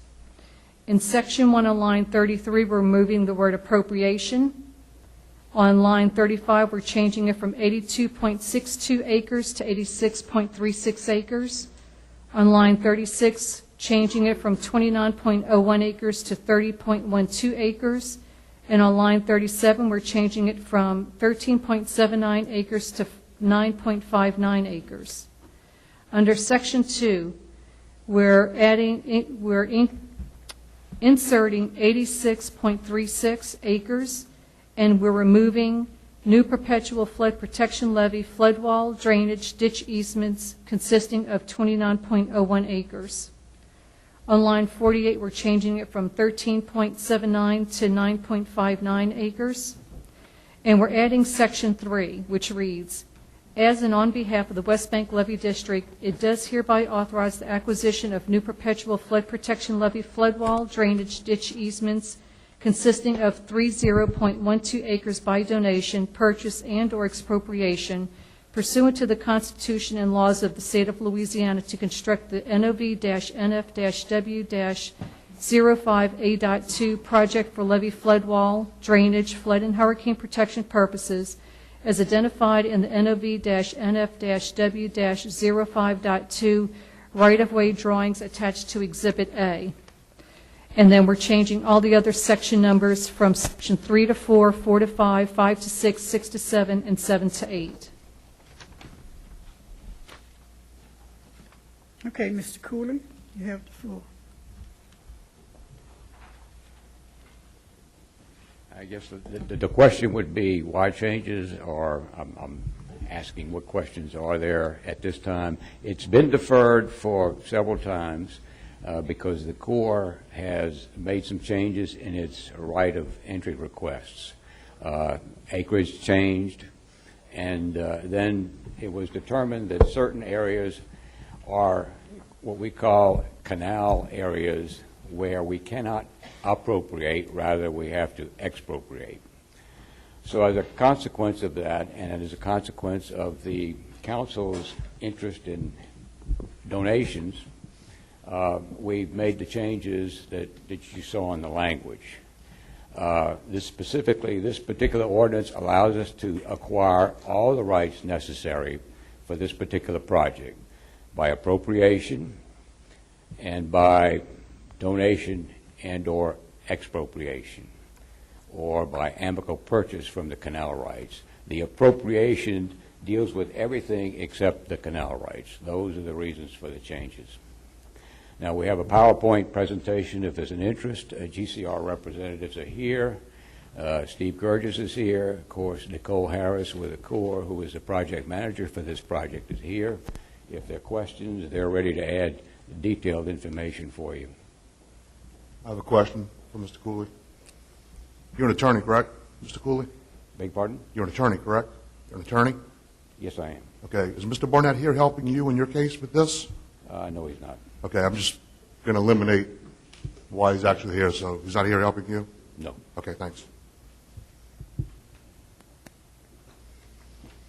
Comments? Any comments from the table? No, Mr. Cooley, I think you should allow Mr. Gurgis to do his presentation, at least address the issues, because there were some issues and some concerns from this table regarding with the property that the parish owned and didn't own as it relates to the drainage. So we need Mr. Gurgis to come to the table and address those issues. Yes. Thank you, Councilwoman Salvant. Unfortunately, the PowerPoint presentation appears to be freezing up, and we're only able to display the first of 3 sheets. However, what was provided to each of you in a packet that Ms. Salvant passed out were the other 2 sheets, which are actually close-up views of the area around Myrtle Grove subdivision, and then the next section, which extends down to the sheriff's shooting range. The area around Myrtle Grove subdivision, which is the first sheet in your packet, is the area that Councilwoman Salvant is referring to. There was an acquisition by the Plaquemines Parish government in April of 2012 between the parish government and Citrus Lands of Louisiana, whereas the parish government acquired in a fee acquisition, and I don't believe there was any cost associated with that, but they acquired it in fee title, the lands associated with the existing levee and parish drainage canals that run from, trying to think of the name of the road near Chevron, it'll come to me in a moment, all the way down to south of the Plaquemines Dirt and Clay property near West Point of Lahash. Ravenna Road? I'm sorry? Ravenna Road? Thank you, West Ravenna Road, yes. It starts at West Ravenna Road, and it varies in widths, but it is the canal and levee in those areas. That includes the area that goes around the Myrtle Grove subdivision. So those areas where there's an existing levee, an existing canal, the parish owns those in fee as of in 2012.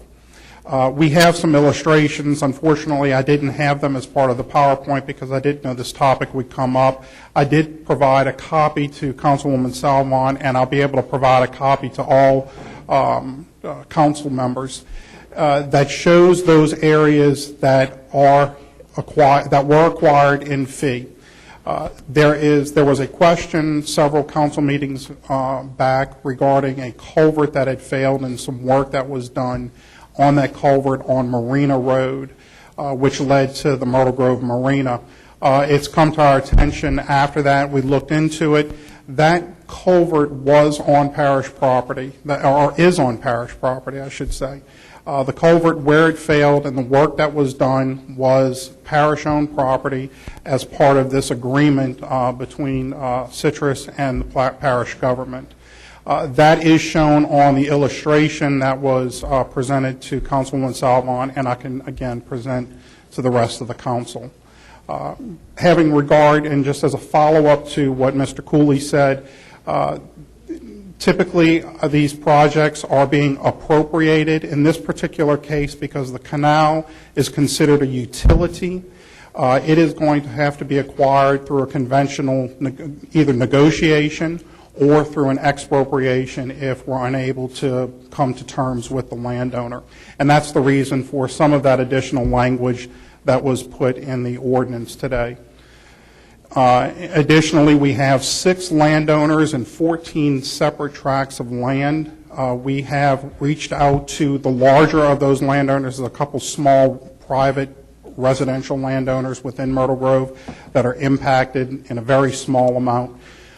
We've reached out to the larger landowners, and they were unwilling to make any donations of the easements that were needed for this project. I'll be happy to answer any additional questions that you may have. Any other questions from the table? Of the larger landowners, which ones refused to make the donation? That would be B&B Properties and Woodland Borough. Yes, sir. Yes. Who's B&B? B&B is Ballet and Nungesser Properties. There was the third B is someone that's no longer with the group. Audience, any questions from the audience?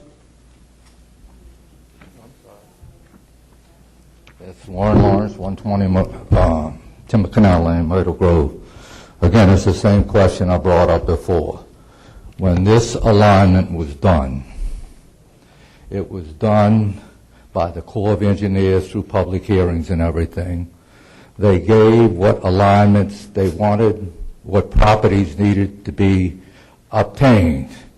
So from West Ravenna Road all the way to Point Lahash, these properties that were majorly owned by Citrus Land, the Corps determined what they needed. The parish went out and solicited donation and got donation as per their request. Now we come forward, and evidently the land that was first requested for is not adequate to do the job.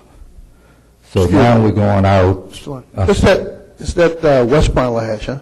Yes, West Point Lahash. Because I don't want nobody to think we're doing something over here. Okay, but no, and my question is, all of a sudden there's a change in that alignment. It's no longer in the alignment that was originally passed through public hearings. It's moved that alignment now. That alignment that is now moved requires you to go private landowners, no longer Citrus Land. Citrus Land sold this land to these people, and now these people are wanting to get paid for it. It just seems to me that the property that was asked for and designated by the Corps was obtained. Now, if it is no longer necessary, I'm assuming the parish is going to have to maintain those levies and those existing right-of-ways that they've received and not going to use. I don't think you're going to be able to sell them. But it's just a question, and I have not gotten the plans with these changes. I don't know what these changes are. But our question is wanting to see more of what is going to happen to our actual drainage in our subdivision. The sketch I was given does not say size-wise or anything on what we're going to be done. It don't give us an operating procedure as far as when we will be cut off and who's going to be responsible for our drainage. We bought this property with drainage, and now all of a sudden it's being taken away, or restricted, let's say. And the one comment the gentleman made about the culverts that were changed were done. That was a parish canal. They collapsed. They were 2 5-foot or 6-foot culverts. They were replaced, the same 2 6-foot culverts. It's strange that recently we had 2 5-foot culverts that collapsed, and it was replaced with 1 4-foot. And in phase 2, there was 3 5-foot culverts that collapsed, and it was replaced with 1 4-foot. So up comes Cindy, and now they can't drain our area, the shooting range. Now they're putting tractor pumps at the shooting range to try to drain the area because they restricted it. That's another subject, but I mean, I'm just asking that we get a further look at this to make sure that we know we are protected. If we got to go to engineer and look at it, say that this was designed with this size, we have, I think it's 3 27s and 2 30-inch pipes going into the existing canal, and now we're showing one outlet. What size is that outlet? And it also shows on these new plans, we're putting back coated steel culverts in the new canals. All the canals that we'd have back there have collapsed because of using coated steel culverts. And now we got a plan that comes back in and is going to give us coated steel culverts. I just wish there would be the engineer, I don't know if he's here, to look at this to say this is what we want done. 5 minutes. Ms. Sarver, any comments? Anybody else? My comment to Mr. Lawrence is well taken, but a lot of your concerns appear to me that is in-house. You know, if you're referring to coverage, that's nothing to do with the plans. This was just something recently done, right? By the parish. Oh, yeah, that's what I said. That really, I shouldn't mention the part about what was done by the parish. Right.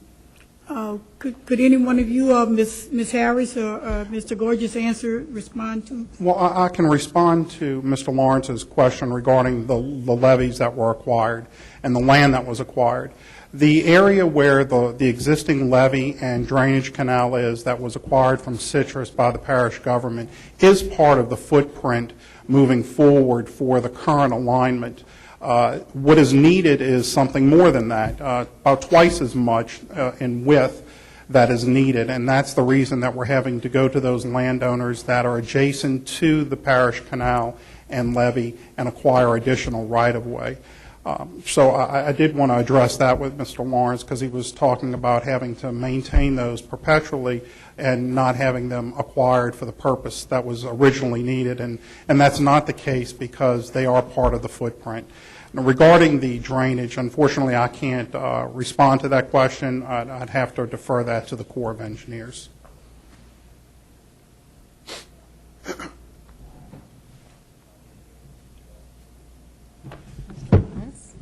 Nicole Harris, Corps of Engineers. I have received several questions from Mr. Lawrence about the design of the subdivision, which I provided an answer to earlier this week. But just in general, we do have 8-inch culverts to double 8-inch culverts that are going to be constructed in all the locations of the canal where we are proposing to do work. This, again, it was just designed by the designer, and that's what sizes need to be. I believe that right now there are only one, is it 8-foot culverts there now that were put in recently? Yes. Okay, yeah.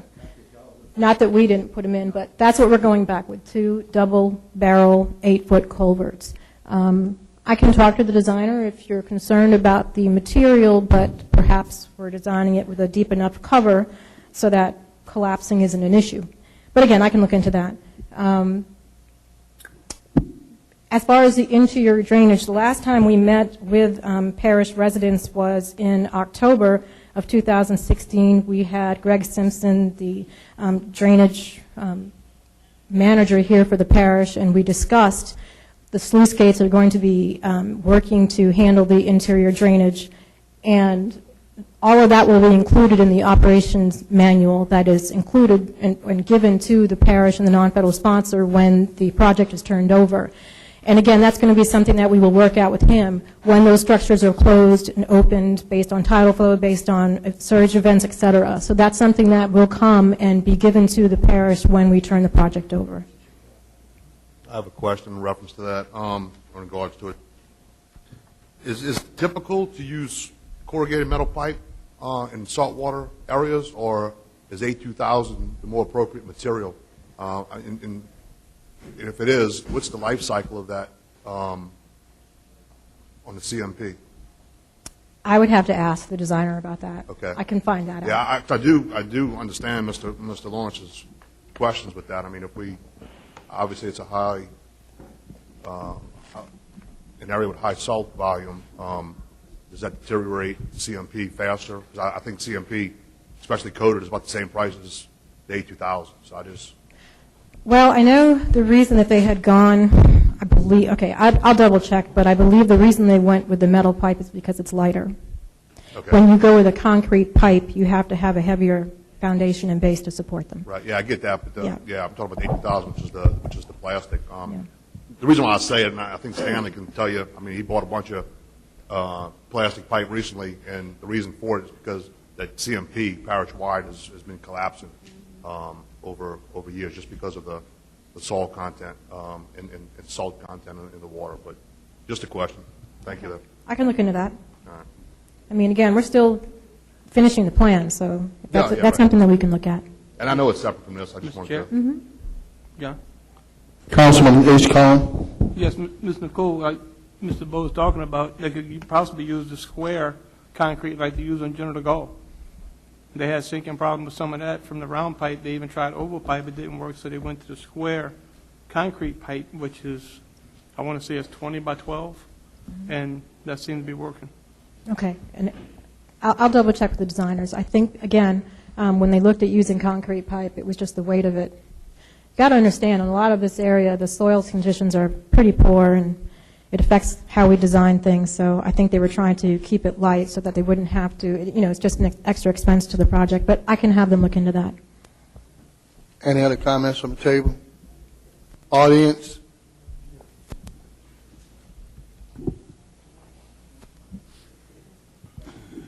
Oh, does any money coming out of this ordinance? Cost? You asking for any money out of this ordinance?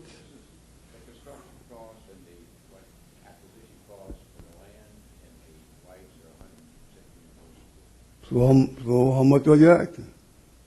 Based on what we told you last time. Ah, If I recall correctly, it was approximately $2.26 million, which was, again, included in the information that was given to the council. okay. May I ask where that money is coming from? Where that money is coming out of? The people got a right to know. The Corps is going to build it. The Corps is going to pay for it too. What would you ask the council for money for? I just asked you that though. I just asked you. Did you pay attention last week? I was there, and that was funny accounting last time. I was there also. Okay, so again, per the PPA, Plaquemines Parish obtains all the LERD's requirements for the project, and then once they submit the reimbursement package, the Corps reimburses the parish for it. Any other comments? Yes. Audience, Ms. Salvant? Ms. Harris, I just would like you to take into consideration a recommendation that Mr. Edgecombe made regarding the square culverts, because if this is going to make the situation better in that area, I would highly recommend Okay, that we you can look look at that. into it. Will do. Come on up. Good afternoon. My name is Rose Jackson. I'm the Vice President of the Oakville Community Action Group. I came here today specifically to speak to the council and to the president of this parish about the drainage problems. The people in Ironton, from Alliance all the way down, they need protection. Ms. Jackson, this is not the appropriate time. I would think if you would allow me, I would allow you to come up under my District 7 update and state your position. But right now, there's an issue on a specific issue on the table. Yeah, So- I'm speaking about the Army Corps of Engineers right now. No, but we're dealing with just the Murder Grove to Wood Park. I'm not issue. talking about Oakville. Yeah. I am a property owner in Ironton of several pieces of property in that area. Yeah, but it's a specific, so what I'm saying is I will bring you up under my District 7 update and allow you to address your problem. Thank you okay? very much. Okay. Any more comments? Mr. Wallace?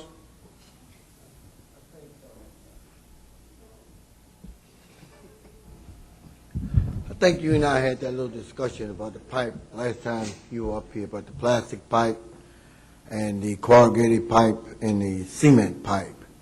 Okay, anywhere from what I found, from the Belchaz area going down, any corrugated pipe that we put in when I was here before, 15, 20 years, the bottom rots out. You can't keep them.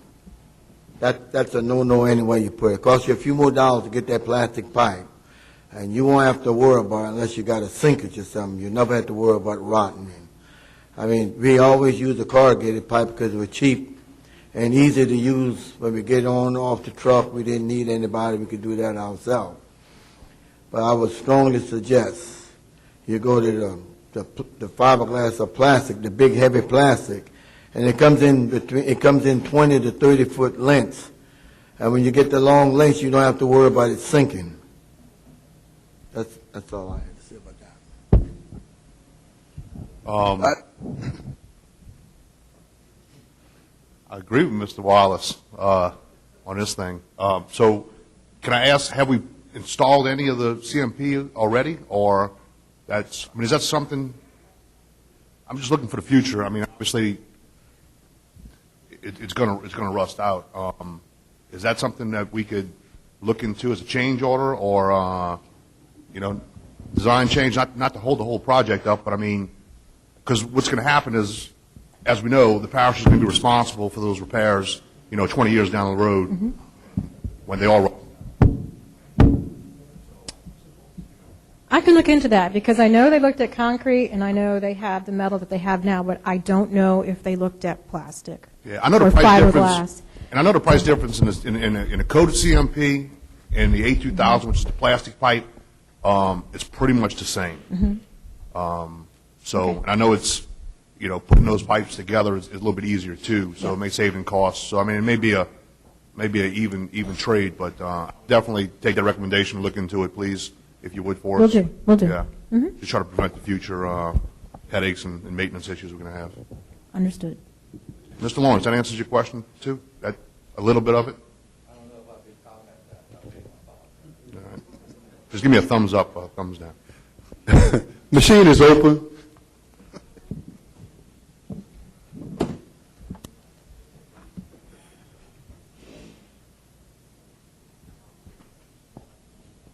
Passes 7-0. Next item, please. 6A3, an ordinance to amend and amended to readopt Section 4 of Ordinance Number 142, the Comprehensive Zoning Ordinance of Plaquemines Parish, Louisiana, as amended, and the Comprehensive Zoning District Map therein adopted by reference, and which is para thereto, with reference to application number 2017-240, dated April 25th, 2017. I so offer. Mr. Russo offers. Is there a second? Seconded by Mr. Juneau. Questions from the table? Audience? Machine is open.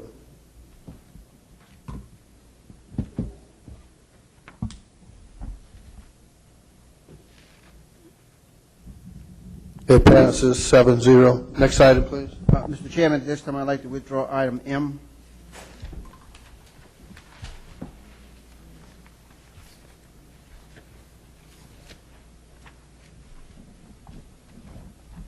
M is withdrawn. 6A4, an ordinance approving a plan of re-subdivision of property tract D-2 Alliance Plantation, Plaquemines Parish, Louisiana, into tract D-2A and D-2B, Plaquemines Parish, Louisiana, is shown on the plans and plat of survey by Dufresne Surveying and Engineering, Inc., dated April 24, 2017. The owner having fulfilled all the requirements of the subdivision and re-subdivision ordinance of the Parish of Plaquemines without cost to the Plaquemines Parish government or the Parish of Plaquemines, and otherwise provide with respect thereto. Solvent? Yes. The offer? Yes, I've already spoken to Ms. Omitra, and she... Okay, let's get a second. I'll second it. Go ahead, Ms. I offered, yes, and I've already spoken to Ms. Omitra, and she's assured me that everything is in order with this permit, but I still would like Mr. Rapp to come up and give the council an explanation of what's happening back here with CHS, the grain elevator.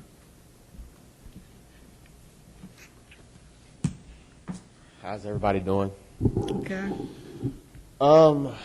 The subdivision is just to construct a liquid dock, and it isolates activity.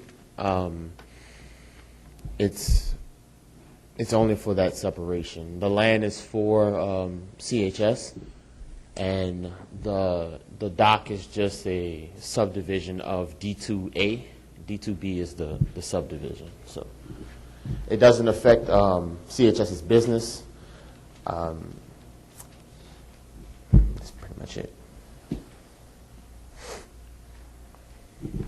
Okay. Any questions for me? Questions from the table? Audience? Machine is open.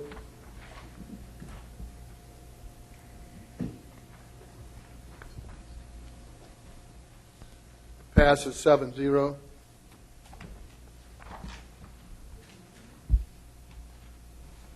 6A5, an ordinance to amend and amend it to readopt Section 4 of Ordinance Number 142, the Comprehensive Zoning Ordinance of Plaquemines Parish, Louisiana, as amended, and the Comprehensive Zoning District map therein adopted by reference, and which is paragraph thereto, with reference to application number 2017-239, dated April 13, 2017. Sullivan offers that second. I'll second it. Any questions from the table? Audience, machine is open.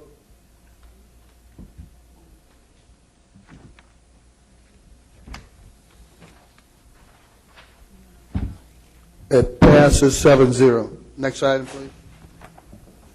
6C, a resolution requesting the Plaquemines Parish Development Board to conduct a public hearing to consider the amendment and restatement of the floodplain district zoning designation at Section 6, subsection M of Ordinance Number 142, the Comprehensive Zoning Ordinance, and otherwise provide with respect thereto.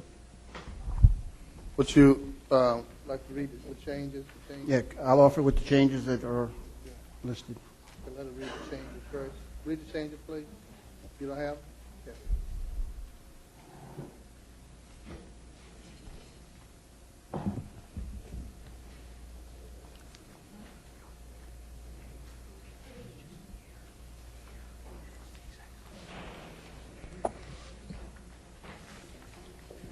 Under number 2, conditional use, the changes are industrial uses and adding that in to line 31, which will read industrial uses and other uses similar to those listed above as may be determined by the Plaquemines Parish Council, subject to the submission of an industrial questionnaire and application of the standards for conditional use. And then on page 2, under conditional uses, it'll read industrial uses and other uses similar to those listed above as may be determined by the Plaquemines Parish Council, subject to the submission of the industrial questionnaire and application of the standards for conditional use. I'll offer with those changes, and what this does, it asks Wait a the... second. Says second. I'll second it. Go ahead. What this does is ask the Plaquemines Parish Development Board to conduct a public hearing to consider the amendments and reinstatement of the floodplain district zoning designation as listed below. Any questions from the table? I have one. Yes. Ms. Amitra, my concern, and I just want to make sure to be clear, that this is not going to hinder any businesses that want to come in like the floodplain areas, because in the Venice area, sometimes we have temporary trailers and things of that nature that come in, and they have to wait for council approval on permitting, which holds up their operations. So I just want to make sure that this amendment is going to not hinder anything in reference to that. Right. It won't hinder the temporary office trailers nor temporary buildings for offices. There's an ordinance number 09293 that allows an exception that says that those temporary office trailers and buildings does not have to have council approval. So at the time of the final passage, when it comes back to the council. Excuse me. Yes, sir. Attorney? I can explain it. Currently, there was a provision that said for mobile homes, you had to have council approval, but then it accepted those temporary trailers. The proposed amendment to the ordinance that's being sent to Planning and Development will remove the requirement for council approval for mobile homes so that you no longer need the exception because they'll fall into it. And so it will allow for mobile homes and temporary construction trailers or buildings without council approval. They no longer will have the language requiring council approval. So it achieves the same result just with less words. And we've already talked to a couple of people of interest who understand that that's what it accomplishes. And then the other piece essentially moves the industrial permits into that conditional use section where there's already other references for criteria that you have to meet to get that to help resolve a question about the ordinance. Okay. Thank you for that clarity. If Any more comments from the table?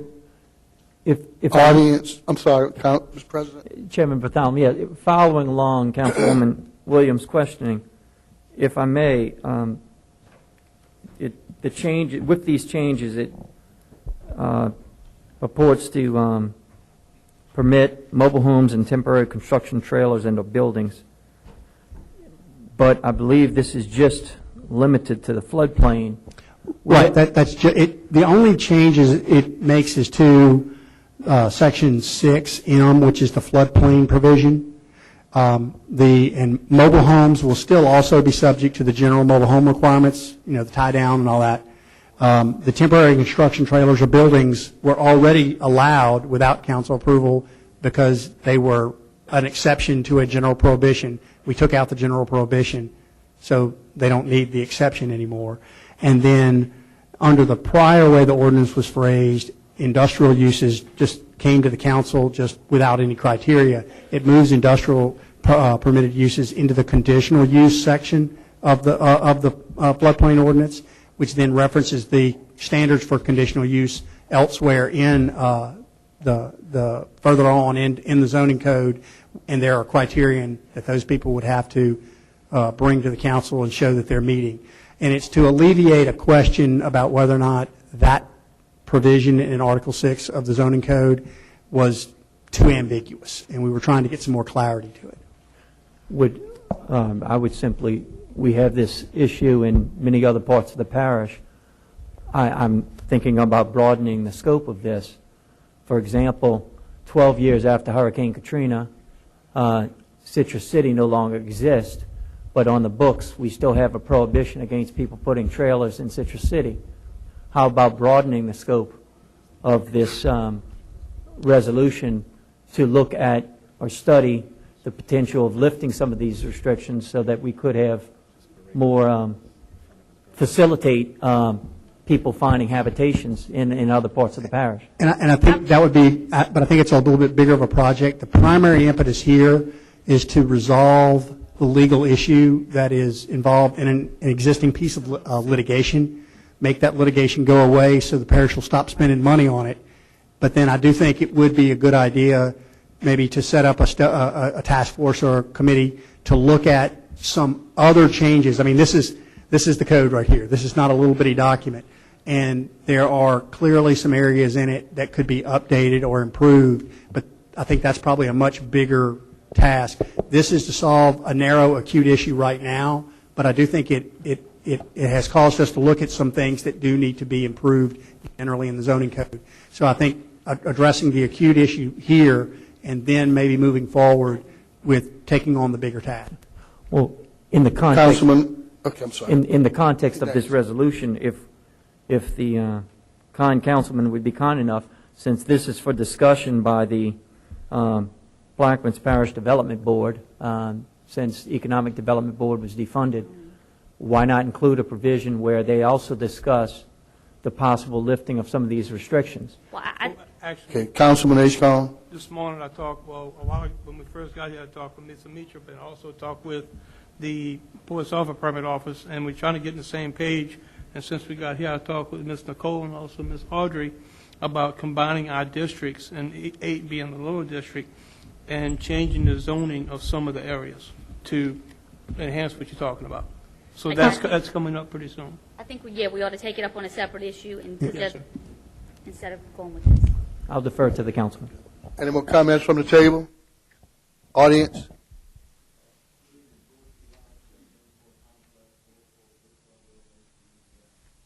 Some discussions with Mr. Garrett regarding this proposed ordinance and had some concerns. I initially helped draft the legislation back in 2009 that allowed temporary construction trailers to be not required to come before the council. And I just wanted to clarify that that's what the intent was with this particular modification, because the particular language of the exception was deleted. Mr. Garrett indicated to me that it was his opinion and that of the, as council attorney, that portion of the floodplain ordinance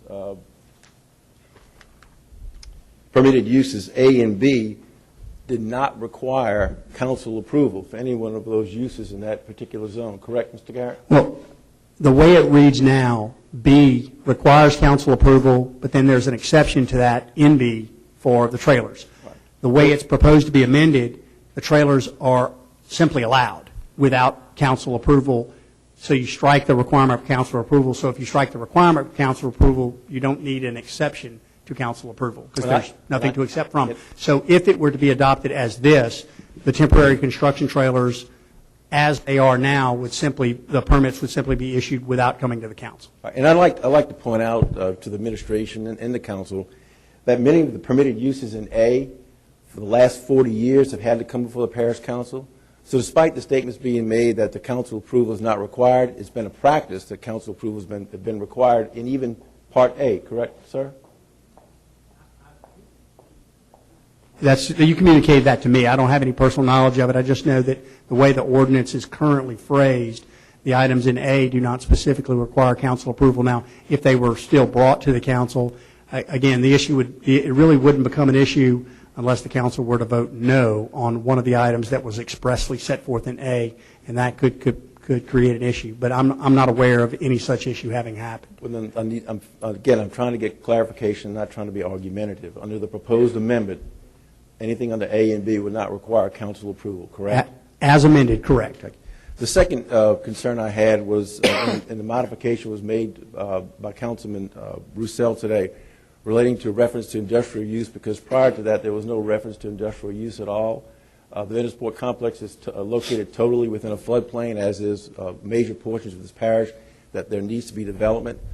My suggestion would be, and I understand Mr. Garrett indicated this is related to some litigation matter and trying to resolve it, but a much more comprehensive plan is needed sorely as it relates to development of any property in the floodplain, which would include the entire area from the Jesuit Bend south to St. Jude, all Batcher property, the Ventusport complex, a substantial portion of the East Bank.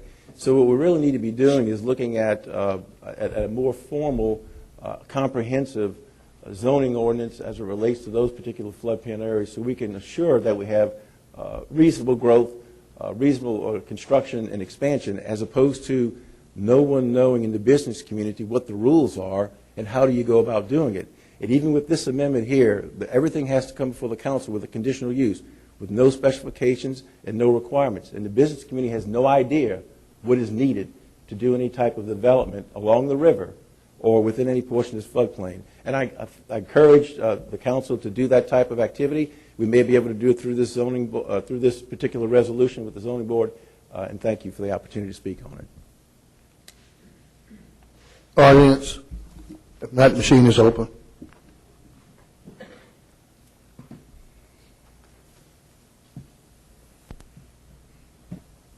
Passes 7-0. Next slide.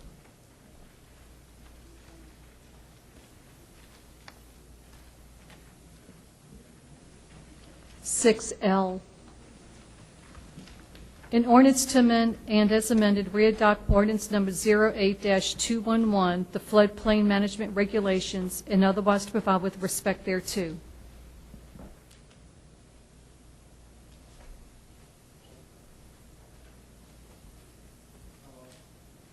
Mr. Roussel, offers there second. Second, L. Councilman Ashcombe, second.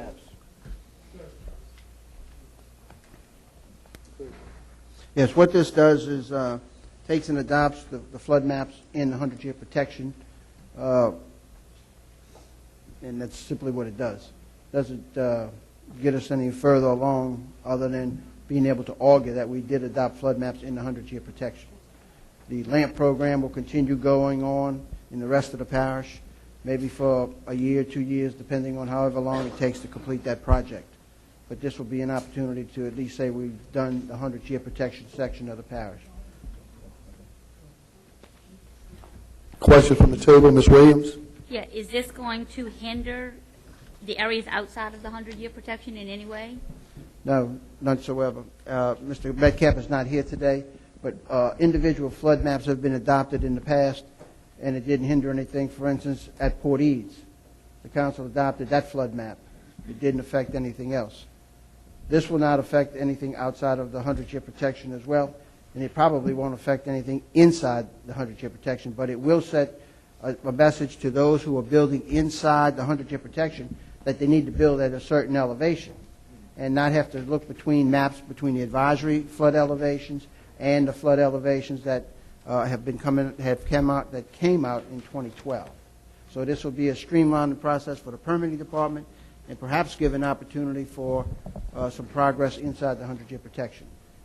It has nothing to do with outside of the 100-year protection. That process, the LAMP process, is ongoing. I just wanted to make sure, because, I didn't want any kind of conflicts with FEMA, saying part of the parish has adopted the flood maps and part of them haven't. Well, they probably will tell the people inside the 100-year protection that it does affect them. They're not going to get the benefit of the lower insurance rates until the rest of the parish is Right. adopted. But we're taking But they're a not shot. getting them now anyway, so. Correct. Okay. Thank you. Any other comments? Mr. President? Yes, at the pre-council meeting yesterday, we discussed this question, Councilwoman Williams.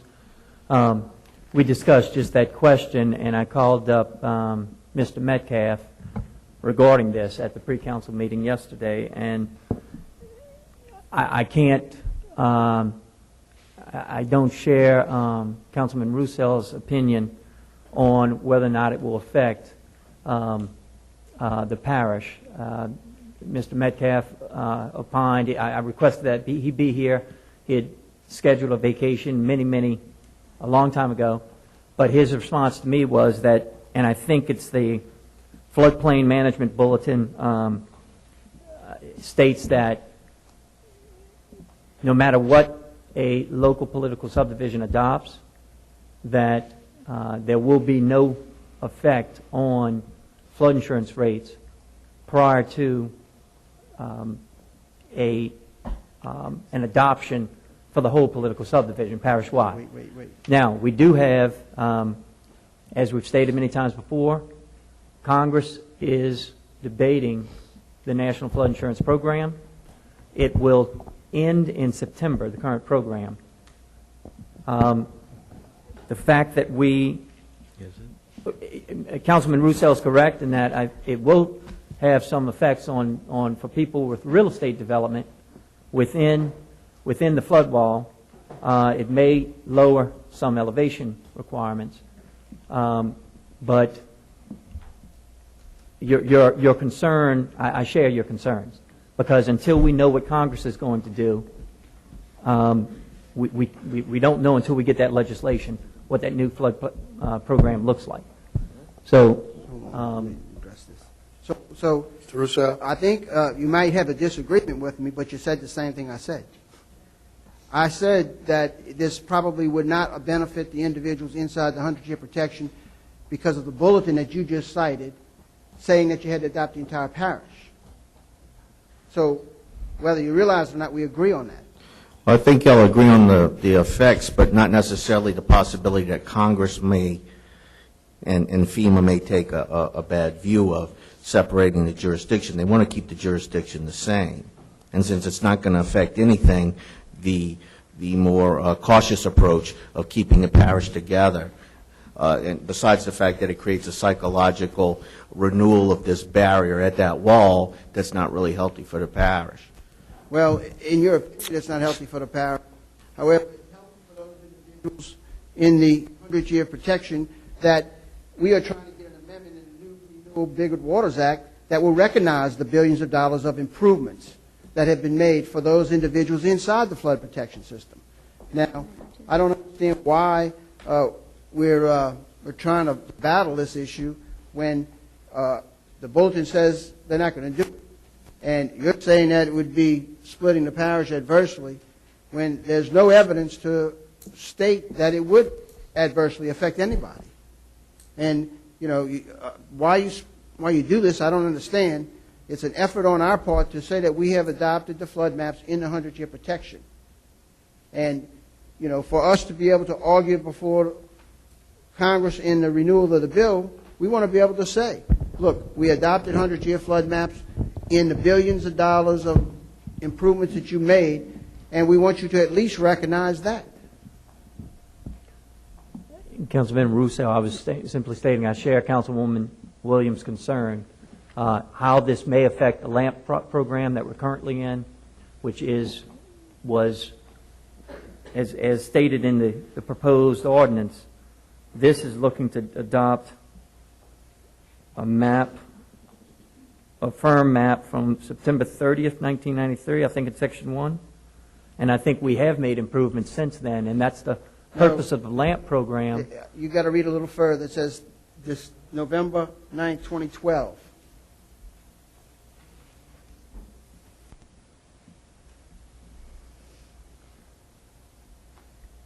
And we have several state master plan projects that are in the works where we may even get a better rating.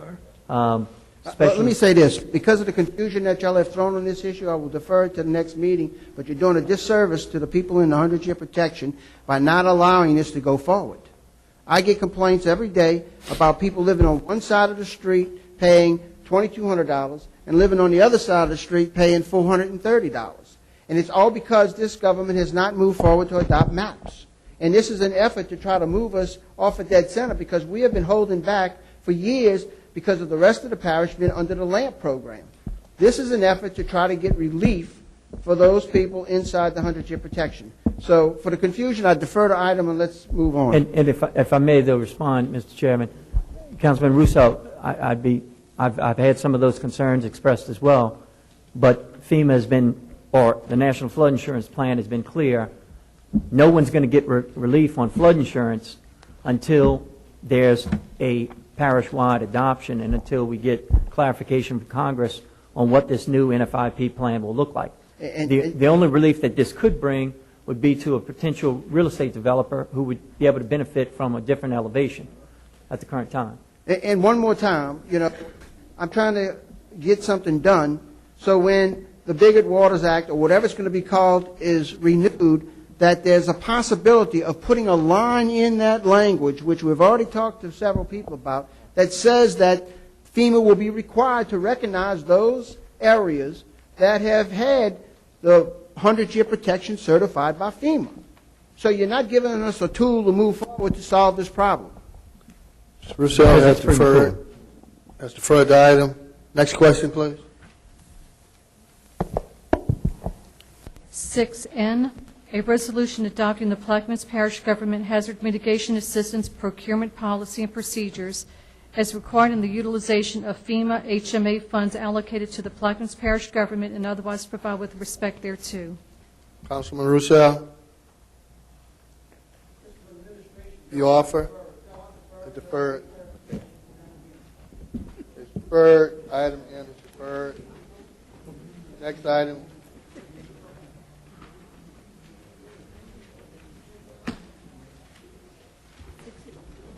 AA. Deferred. Withdrawn, I'm sorry. 6AA is withdrawn.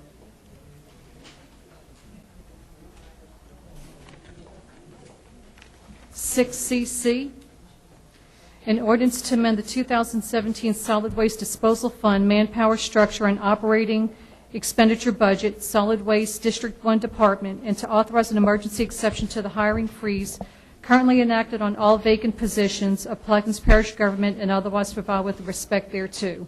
Would you read the changes, please? I will offer after I offer, but she's reading the changes. The changes are, on line 8, we're changing the word 2 TWO to 1 full-time helper position. On line 19, we're changing the word 2 to 1 full-time helper position. On line 27, we're changing the code from 630-2531-07 to 630-2531-05. In Section 3, line 30, we're changing the dollar amount from $67,440 to $51,970. On line 37, we're changing the dollar amount from $38,720 to $30,250. On line 38, we're changing the dollar amount from $560 to $440. On line 40, we're changing the dollar amount from $5,040 to $3,940. Line 41, we're changing the dollar amount from $23,120 to $17,340. I offer with those changes. Is there a second? Second by Ms. Williams. Discussion from the table. Audience, machine is open. They funded already, right, Finance? They all funded?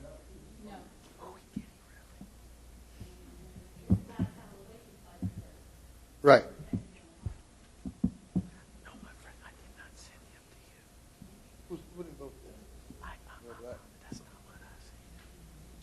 Passes 7-0. Next item, please. 7B, update and presentation by District 7. Chairman, before we go there, I'd like to make a suspension, please. Yes, go Mr. Juneau, Councilman Juneau. I'd like to make it AA. I'd like to make a motion for suspension of the rules to add an item to the new business discussion by Ms. Nancy Michelle on West First Street. Is there a second? Second by Councilman Roussel. Machine is open. You have a question? Nah, it'll be all right. Nah, all right. Machine is open. Still got sick. Thank you. Good Wait, afternoon. wait, hold up. It passes 6-0 to suspension. Would you read it? Diane? Oh, it's on? That's part of the discussion? Yes. Oh, okay. Mr. Juneau? Yes. Ms. Michelle, go ahead. Okay, I'm Nancy Michelle. I reside at 1601 West First Street. Behind my residence, it's become a dumping ground. I didn't know that a residential neighborhood can become a dumping ground in reference to the construction going on with the water lines. And I'm directing this to you, Mr. Wallace. I've contacted you, I've attempted to contact you on many occasions.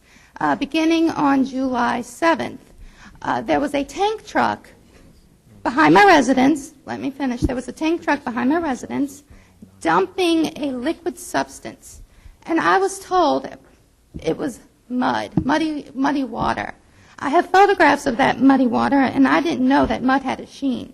Nonetheless, if it's mud or if it's not, I want it tested out of an abundance of caution, not just for the community, but I have a special needs child. On top of that, thank God the grass cutting needs have been addressed, but behind my residence, it was almost not addressed, because last Wednesday, July 19th, the parish, they had the tractors ready to cut the grass. But they couldn't behind me because of the equipment and the machines and everything else, the dumping ground behind my residence. So I called your office when it opened. And I said, I'd like to talk to Mr. Wallace because I need to see if this company can move their equipment so the grass can be cut. Because within a week and a half, I had to kill 3 large snakes in my backyard. God forbid one bite me or my child. So, with that being said, I asked your secretary to please have you call me because you were in a meeting. Okay, every time I called your secretary, oh, he didn't call you? No, he didn't call me. He's got the pictures in the email that you sent, and he's gone back there. I said, great, I haven't gotten a response. And I have photographs that I want everyone in the council to see.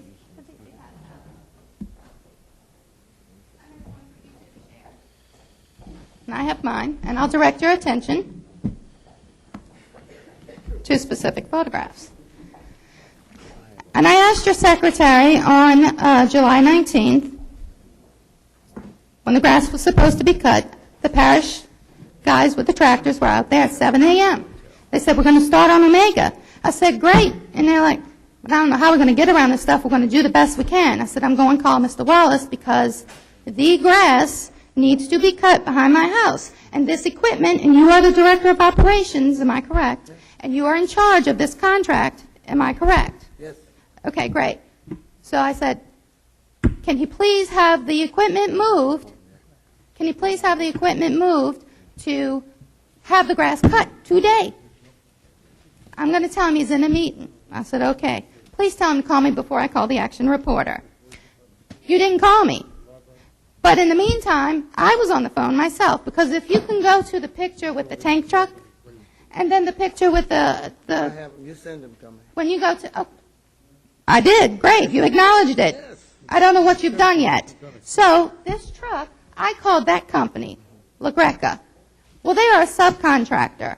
That's what I learned, because I called them and asked them if they could come and move the equipment so that the parish could cut the grass. If there was a possibility they could move the big machines and the trailers and everything else. Oh, and there, by the way, there is a parish tractor there, too, against my fence. Yes, it's parked there. Excuse me? I'm well aware of it. Okay, great. Okay, so I'm going to finish this.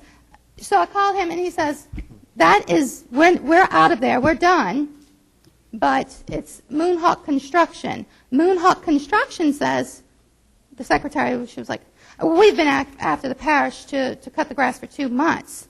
I said, well, I don't know how you expect the parish to cut the grass when equipment's everywhere. They can't. Nonetheless, it needs to be moved. Well, ma'am, it costs $1,000 to rent a vehicle to have it moved, and I told her to write the check. So she put me on hold, and she kept, ma'am, I told the parish, I can't make any promises, but we'll see what I can do. She says, but I told the parish, they could at least use a weed eater.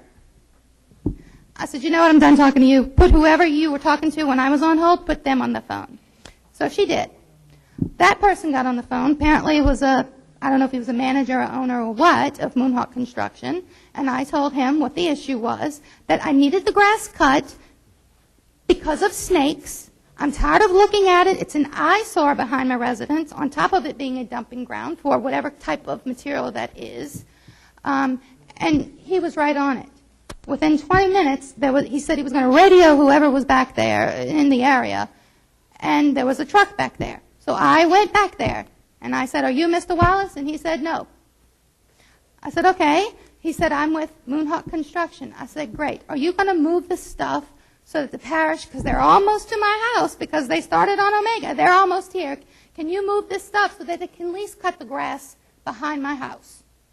And he said, ma'am, that's what I'm here for. So I did your job. I don't know why you couldn't do that. It was a phone call. The squeaky wheel gets the grease. Am I right? So let me bring your attention to the mud, if it's mud. Did you know mud to have a sheen? I'm asking you specifically. Did you know mud to have a sheen? No, I have. Okay, so look at these pictures, please. I saw all your pictures. And I what did you reported do? to the right authority. I contact those people. Who? They haven't moved them, and they're not working for me. They're working for. I think that solid waste putting a pipe down in the back on the. Moonhawk Construction. Yeah, they're not working for me. No, but I they're- found out who they were, and nothing's been done in a week, really. Okay, so Moonhawk Construction did not dump that mud I there. don't have no. I have the But pictures that do have. are you in control of the contracts for the parish? No, I'm not. Well, who is? That's not our job. That's Okay, I so think- who's handling this? Waterworks. Waterworks with with Plaquemines Parish? Yes. Okay, do you not oversee them? What is it? Do you not oversee them? Who do you No, oversee? I don't oversee Well, them. why was I told that you are All in thing I do control is of the done it. contracts? Look, they blame Why me. did you look into it They then? blame me. Yes, I did. Why did you? If you are not in control Excuse of me, this, you have 1 minute left. okay. So I has did it been what I could do. tested? I reported to the right authority to have it moved. Okay, and it hasn't been so done. since my 1 And minute if is they almost would've up, moved it, I would have cut the grass. I would have had somebody cut the grass. well, I had them cut the grass behind my house, not you. Look, the grass Me. cutting, grass cutting. You didn't call the companies to have the equipment moved, I did. Let us see. Go ahead, man. Okay. So regardless, my emails specifically stated, 1, when did the parish become a dumping ground, parish property? 2, who told them to dump this stuff behind my house? 3, what was in the tank before the muddy water? What was in there? And 4, I want it tested. Respectfully requested that it be tested, just out of an abundance of caution. Ma'am. Ms. Michelle, if I may, first of all, I'm sorry you're going through this. I'm going to direct this question to Parish Attorney Peter Barbe, because, you see, when we sign these contracts with contractors like Moonhawk Construction, there generally are clauses in there where we provide them right away and we turn over property. for them to do that work, which is always for a good public improvement, in this case, a water line. But Parish Attorney, Mr. Barbe, would you please, could you please look into that for Ms. Michelle and see if there's any way that we could get Moonhawk Construction to either move the equipment or see if they've finished working at that area so that we can cut the grass there? Certainly. They've moved it to cut the grass, because I had them move it. When I called for Mr. Wallace to have this, because I was told he was over this. So what are you asking us to do? My issue now is, they still have equipment in and out. As long as the grass was cut, I'm fine. What I'm not fine with is that liquid substance that was dumped on the ground behind my house. I still don't know what it is. Now, when I first saw this happening, I contacted Mr. Juneau because he responds immediately all the time. I cannot say enough great things about him. Thank you, Mr. Juneau, for responding. I thank you. And he went out right away, and he saw them dumping. He saw the vehicles. My thing next was to go to the Director of Operations, who is supposedly overseeing this stuff. And I want this stuff tested. I actually have a sample of it if y'all need it.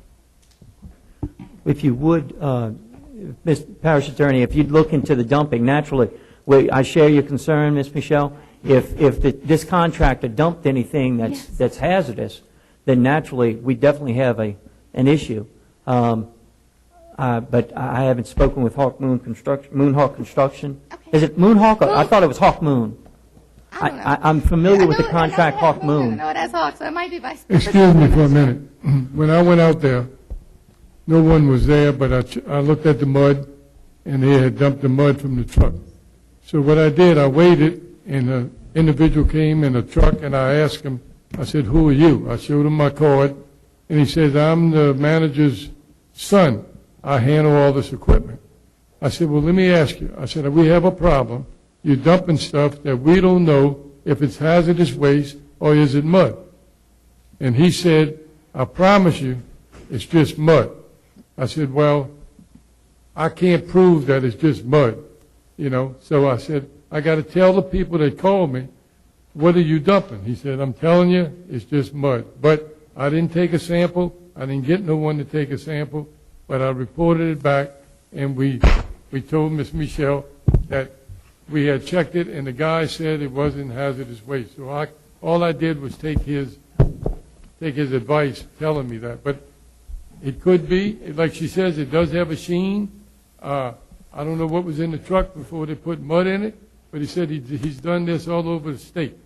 So, Ms. Michelle, if you would turn over. I have a sample. Turn over the sample to Mr. Raymond Ferrer. Okay. He's with the Health Department, and I don't know what his budget's like for testing of samples, but if this council is in agreement, get the funding, I wouldn't mind. I certainly would think, that there's enough cause here, grounds to send this off to get tested to see if.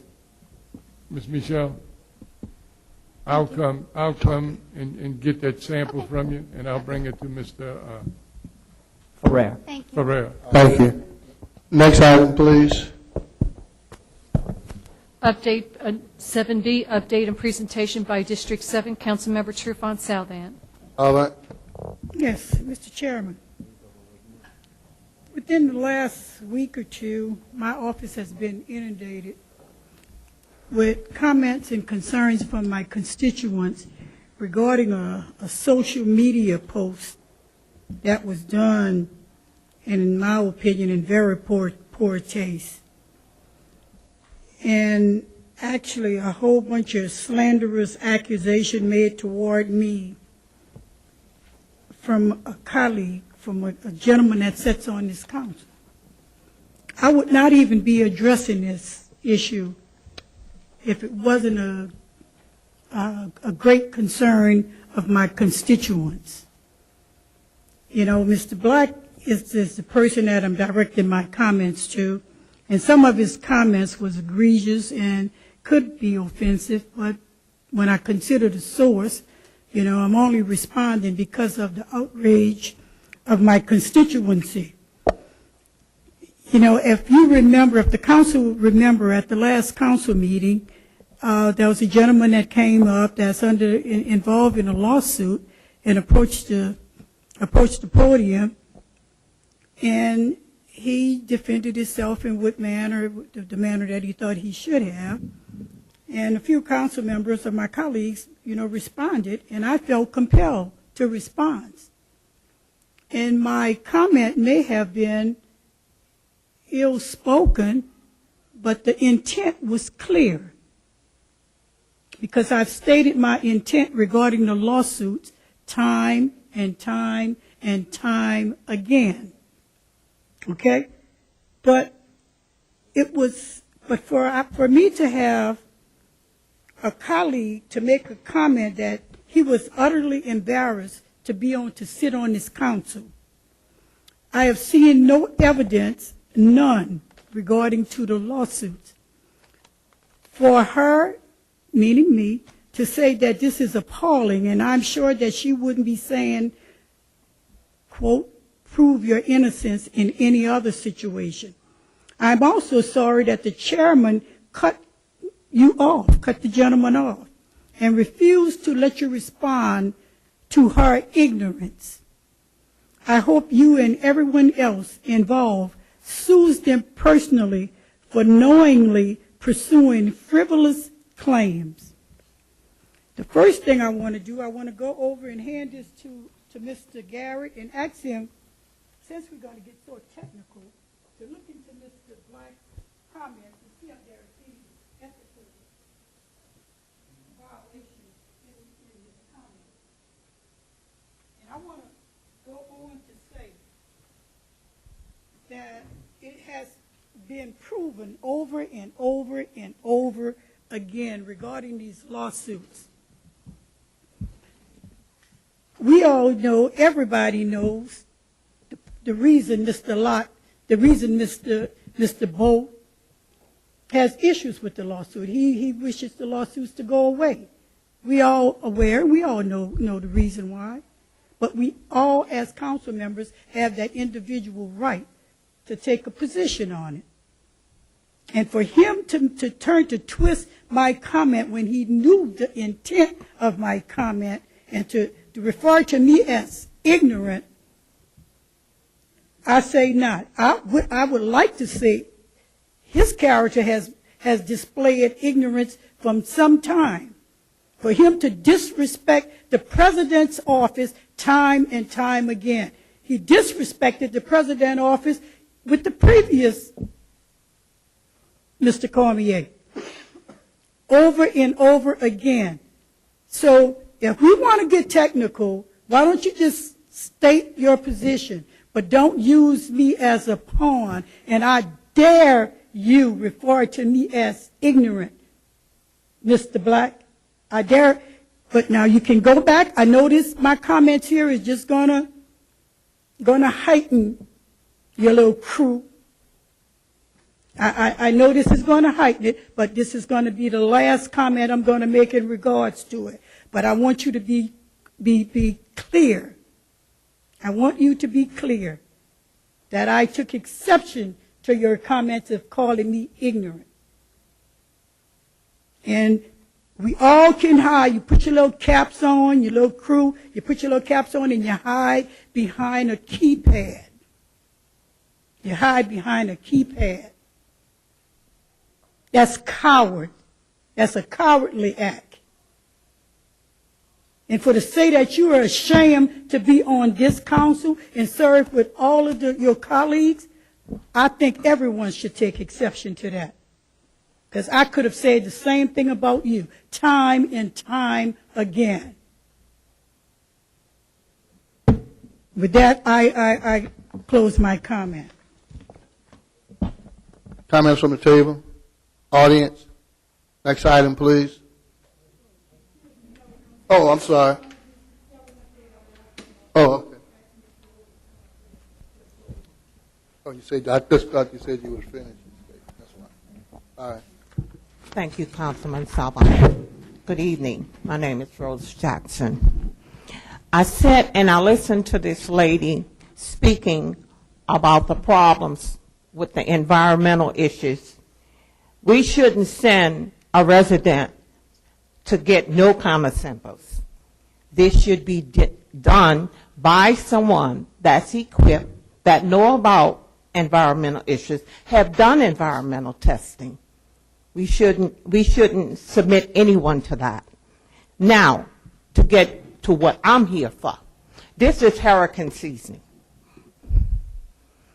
There is 2 main drainage ditches in Oakville next to this hurricane protection levee. Both of these drainage areas goes directly to the new pumping station in the back of Captain Larry. We have been getting rain on top of rain, where it's so flooded and there's so much water back there. I am sick and tired of having to call my councilman and ask him to send someone to turn that pump on back there. It's not a big issue, it's just a button. But it seemed like it's a big issue. It was a big issue, it was a button. When Hurricane Isaac came, they wouldn't go turn it on. Then they tell me they didn't know that Oakville had flooded. You flooded my home, you damaged all my property, I lost everything I own again. Now the drainage ditches are all grown up with blood weeds. Hurricane season. All the water off the highway drains into those big cupboards and go back into that pumping station. Mr. Wallace and to the parish president, those ditches, the Army Corps of Engineers, as of 8 months ago, I could see the ground over there. The grass haven't been cut, and there is no need for that. That is pure neglect. That's a federal levy. I didn't put it there. The people in Oakville didn't put it there. We didn't put all that drainage there.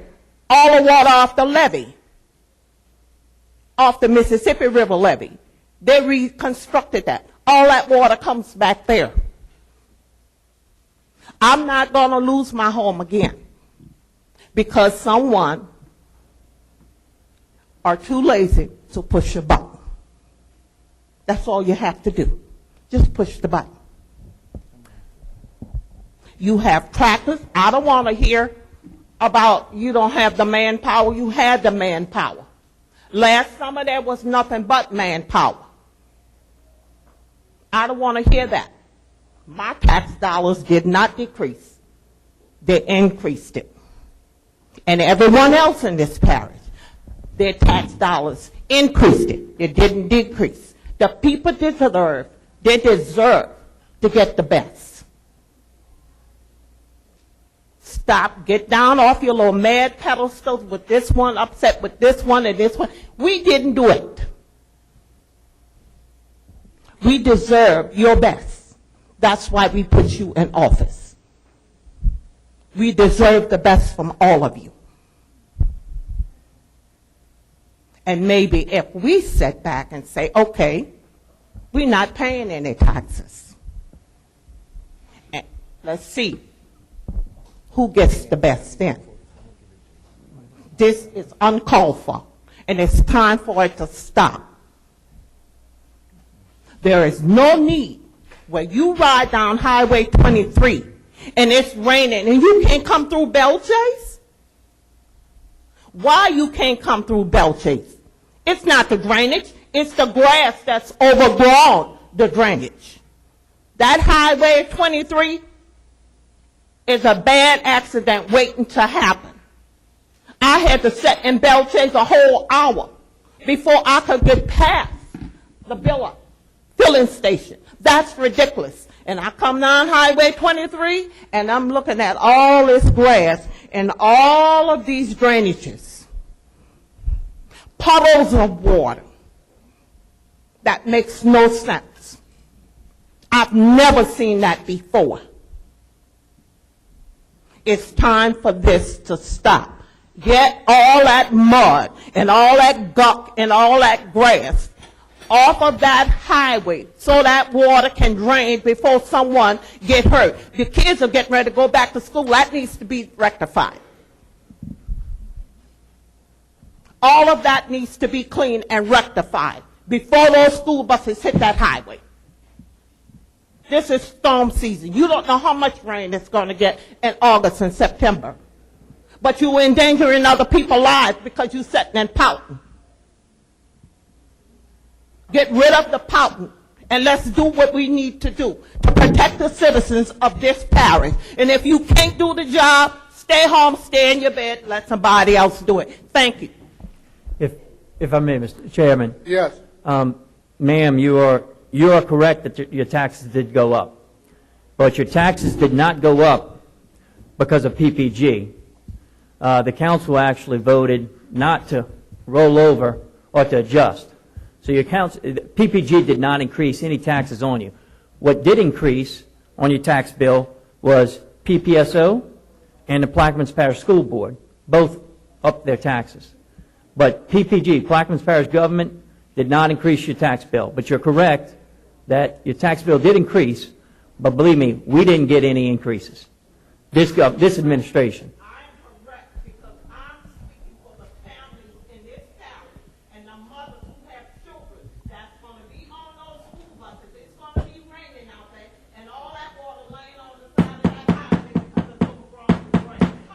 And you're right again, ma'am, on Highway 23, and that's where you have to address that with your state legislators.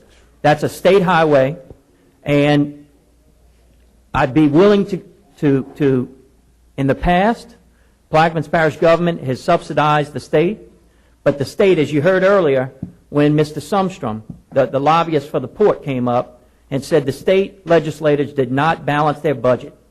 And so they're trying to pass the buck on to us. Excuse me. Excuse me, ma'am. Point of order. Mr. Lawrence? Yes, Warren Lawrence, 120 Timber Canal Lane. This happens to be on District 7. I did send in a letter to the president. We have had a problem, and it showed up during the tropical storm Cindy. We had drainage before, and I said this in the previous presentation, which I shouldn't have addressed then, but there's collapsed drains in our neighborhood, numerous collapsed drains. These are the coated pipe that shouldn't have been put in, but that's put in. These things have been clogged. They don't drain. I know the parish is in some dire straits with money. We had a collapsed drain. They came in, they dug it up, they replaced it with the same pipe they collapsed, but instead of putting the 2 pipes back, they only put 1. On the opposite side, on Phase 2, they took out 3 5-foot pipes, and they put in 1 4-foot pipe. We had decent drainage before the parish came in and repaired these. Now we don't have decent drainage because of it. I've addressed the memo to the president to see what was going to do. I met with him personally, showed him the plans on how they were installed and what was replaced.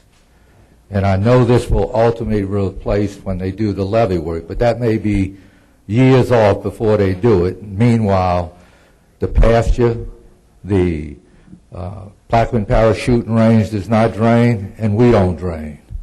And I'm just here to make sure that the public knows that we do pay taxes. And I plan on having a presentation made about Myrtle Grove at the next meeting.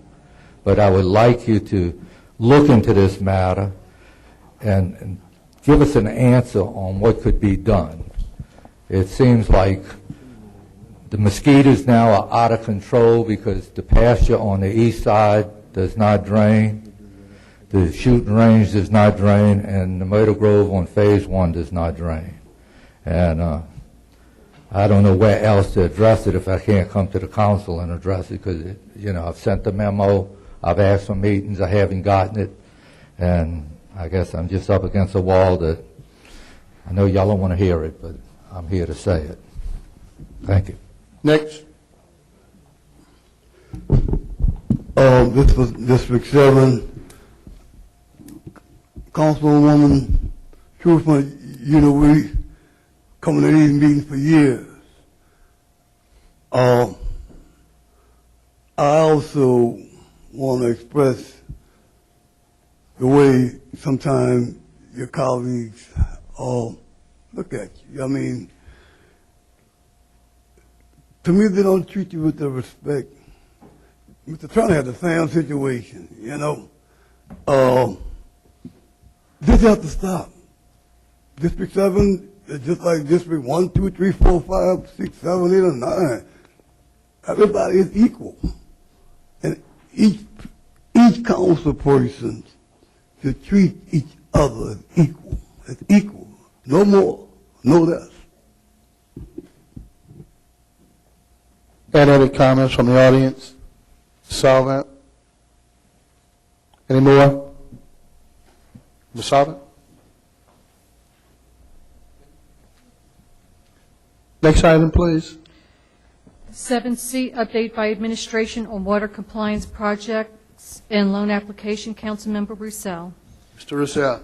Yes, this is an ongoing request to see if there's any progress being made on the applications that we've had, and also if we've located the 30 to 40% of the water that we make that is being cited in the reports as being lost. Yes, Councilmember Roussel. Severn Trent, the contractor on this, I think they got the contract back during your administration. They're gathering the metrics on this and waiting info on that from them. USDA's question is, given that this parish government, before this council came on, I believe, paid for a study, their question has now become, how will we pay for a loan to do the water compliance projects? Naturally, this would be, as you well know, this administration is working without a directive of administration, and having one would greatly facilitate in us being able to answer your questions. Mr. Roussel? It doesn't want a reply. Any comments from the audience? Next question, please. Item. 7D, District 1, update. Councilmember Bartholomew. Yes, I have several concerns. First, Mr. President, I have received a letter from one of my constituents who was working with the ferry department, and he's been on medical leave, and his doctor gave him a letter stating that he was able to return to work on July the 18th, and he'd been to the ferry department, to the superintendent of the ferry department, and also the human resource, and they're not telling him when to return to work, and he also reported to work with the ferry department. They told him they can't hire him right now. I don't know what's going on with that. I would ask that you look into that and see what can be done and find out the reason that he's not at work after he have a doctor's statement stating he's to return to work on July the 18th. Mr. Chairman, Mr. Chairman, I've spoken with the same gentleman. I don't know when the letter is that you received, but I spoke to him 2 or 3 days ago. I'll take it, but I spoke with him 2 or 3 days ago, and I got on the phone with Ms. Horton to make sure that they reinstated him because he was released from his doctor to be able to work again. Now, I don't know if he'll be able to work on the ferry. I think that that's a more technical issue, but Reverend Giles is aware of it, and he and I are working to make sure that the man is put back on the payroll and does go back to work. The only concern I have that somebody should give him some type of direction or reason why they cannot put him back to work if they're not going to hire him or whatever. Agreed, sir. Don't tell him anything. He say about 2 3 weeks. They were kind of, he was strung along. There's no doubt, but we've tried to ameliorate that. Then who's going to pay him for the time that he lost, that he reported to work, and they didn't let him go? At that point, I think that's probably a civil service matter, but yes, sir. Well, I'm just saying they did. He was released to return to work, and I saw no reason that he shouldn't, so I made that clear. I don't know about civil service, but it looked like to me that's like PBG. He's an employee of PBG, and they denied him to work. But the human resource and the superintendent of the ferry department told him he could not, didn't let him accept him back at work without no explanation. But anyway, you have to take care of that. My other concern is that on April 27th, this respectful council passed an ordinance to hire lifeguards and helpers. April 27th, and they're not here yet. So, but what we've been doing, fortunately, we still have the agreement with the parish. We've been piecemealing it through the volunteer fire department, paying them to operate. So as of this week, since we're going to have some funding left, we're going to just do it. The pool going to be open. We're going to be paying through the volunteer fire department because we have the agreement to do that. And until we get hired by the parish, by civil service, do whatever they have to do, because the money was also appropriated by this council to do that for these positions. So that's a problem. And I have called civil service several times to get no answer. Sent emails, no answer. So fortunate enough that the wisdom this council gave us some money to operate a recreational program, we could piecemeal it so that children could have some time swimming. And all the kids, I think 7, 8 of them are certified according to lifeguard, Red Cross certification. They are certified.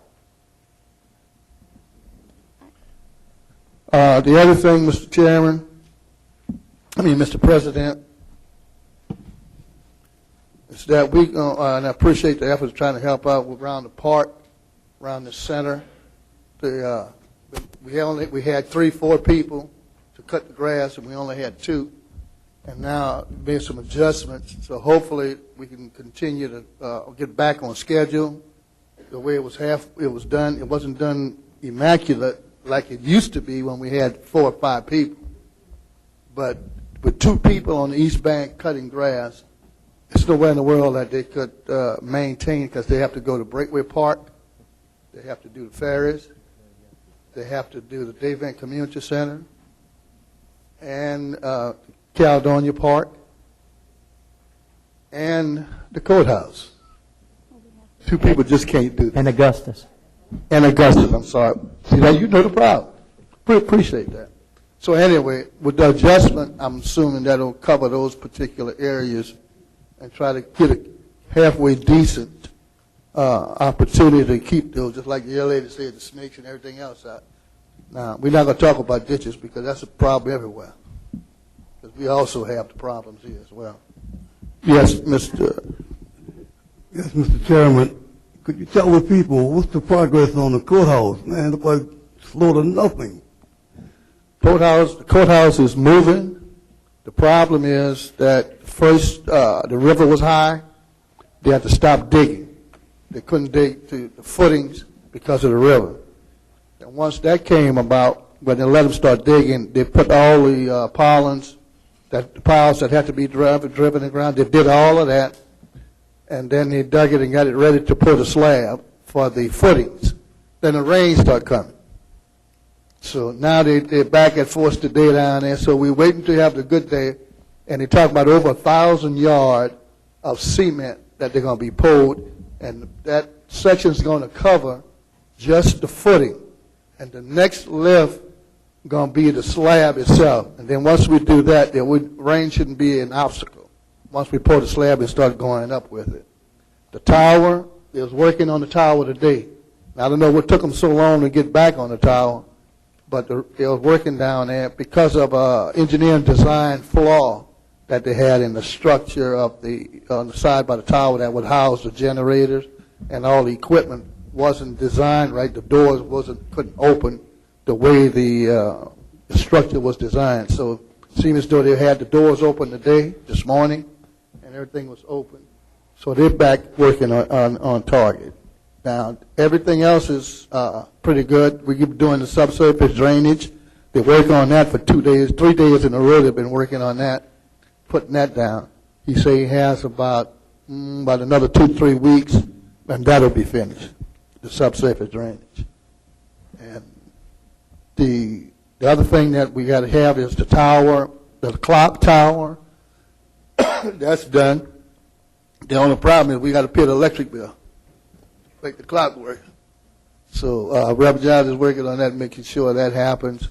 And also, we had the change order for coming in to redesign the communication of that tower, be planted into the new council building in Point Lash, where it was designed and that we can go in, and everybody who control it and set the program and be able to do it from the council chambers, to redesign it to make sure that's inside.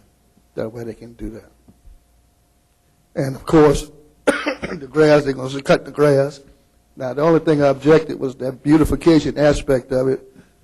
Pine needles, that didn't even make no sense to me. But anyway, we're going to start cutting the grass going to start growing there. So basically, that's where it is with the courthouse issue. Now, the other concern is the levy. We haven't, I don't know, did we accept all of the levies yet? Shane? Did we accept the levies on the northern end from the contractor? Is it our responsibility to cut those grasses, or is it still the contractor's problem? It's still the contractors. That's not been completely closed out yet. Okay. Would you send them a notice? Yes, sir. Okay. Also, Mr. President, I think I shared with you that contract in Breakaway Park by the pond, how they messing up the top of the levee, that Section A.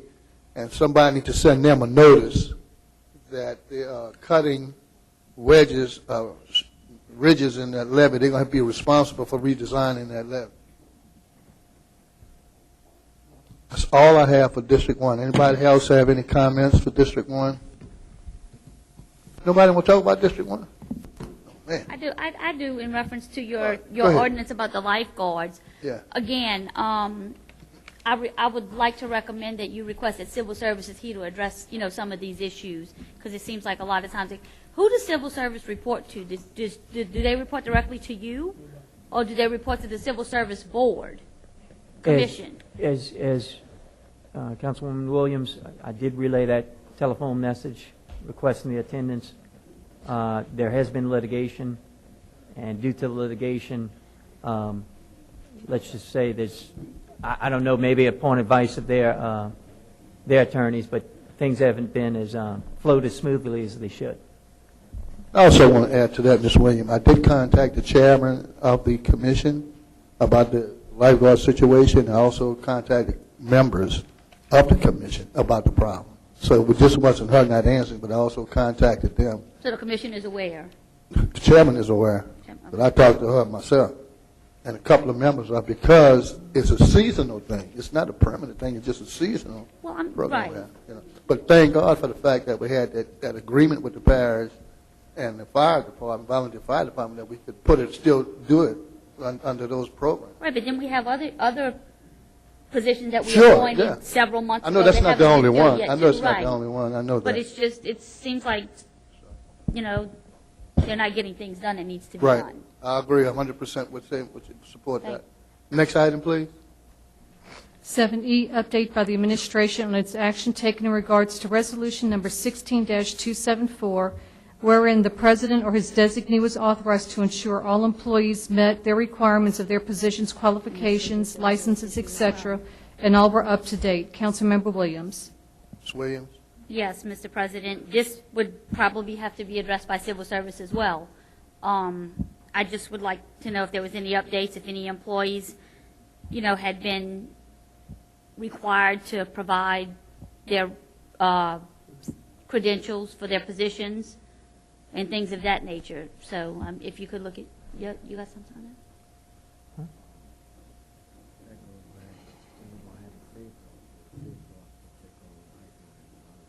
Well, I'm mainly referring to when they apply for the positions, they have to have certain requirements and certifications and things of that nature. Do we go back and make sure they're renewed and they maintain those credentials? Our administration, Councilwoman Williams, ideally, every other place that I know of, Human Resources keeps those records. Okay. Except in Plaquemines Parish.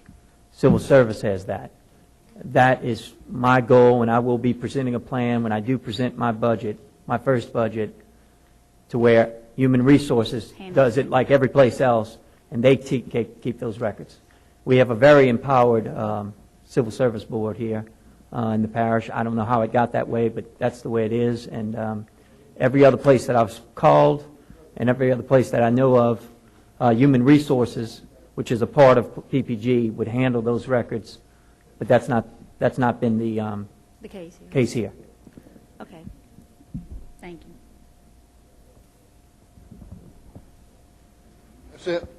Next item, please. F, District 2 update, Councilmember Black. Bird. Next item.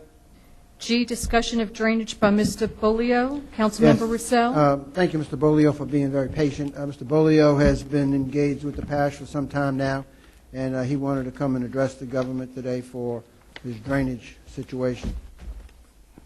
Yes, my name's Paul Bolio. I'm here speaking on behalf of my mother. She's 76 years old. We just recently lost my father. The property at 423 Bayou Road, we live at 417 Bayou Road. I know it's not the most glamorous place in Bellchase. The gentleman that owns that property, you're always talking about levee building around here. You should talk to him because he's pretty good at it. His elevation is 4 to 5 feet above our land. I have been in contact with the permit department in the early parts of October 2016. I hate to say there's some favoritism or something going on there. I'll just use kind words, but I will tell you I've never seen a permit guy come in the back speak to me about the issues we have. Mr. Dugas was contacted by Mr. Roussel, which has done an awesome job for us. He attended my father's funeral and all, went beyond means for us. I talked to Mr. Dugas, I think it was October 15, 2016. Never heard nothing back from nobody. We just kept I'm just gathering information, taking plenty of photos of what's going on and about. And then for my birthday, July 10th, I got a surprise with a whole bunch of trucks coming in, bringing in more material to put on this property. I was told by the permit department there was a work order stop done. I've been in construction business for almost 30 years. I know how the whole thing goes. I've never seen a permit on a window at this property. I've never seen a work stoppage order done. The man's son is a Plaquemine Parish employee. It's hard not to think that something not being done because of this issue. Now my yard is flooding, my mom's yard is flooding constantly. It's starting to drop. It's the only thing that my mother has is this property. He doesn't keep his ditches clean for us or anything. It's a struggle all the time. Mr. Dugas did come and see me last week out of the blue, amazingly. He's seen the concerns we've had. He's talking about cleaning the ditches out. He had the survey crew out the other day. But it took all of this to finally just get this done. And the only reason I'm doing this is to have a public record. And I will continue on from here. I have pictures for you.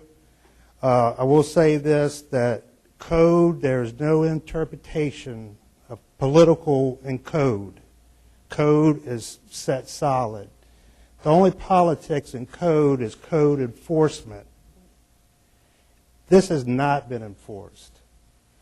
If any one of y'all would own this property and you walked out every day and seen the levee, that's what me and Mr. Roussel affectionately call it, on the side of our land, you would be just as concerned as we are. You would be just as upset as we are. I have toned it back a little bit to just let the parish try to do what they can do. But the permit department has never once contacted me. They've always told me as long as the water drains to the back, everything's fine. Well, the water don't drain to the back. It drains on our property. And by code, you're responsible for your water. So my yard, my mother's yard, is the only yard in the whole area that floods. He also wanted to put an illegal trailer park with RVs in it.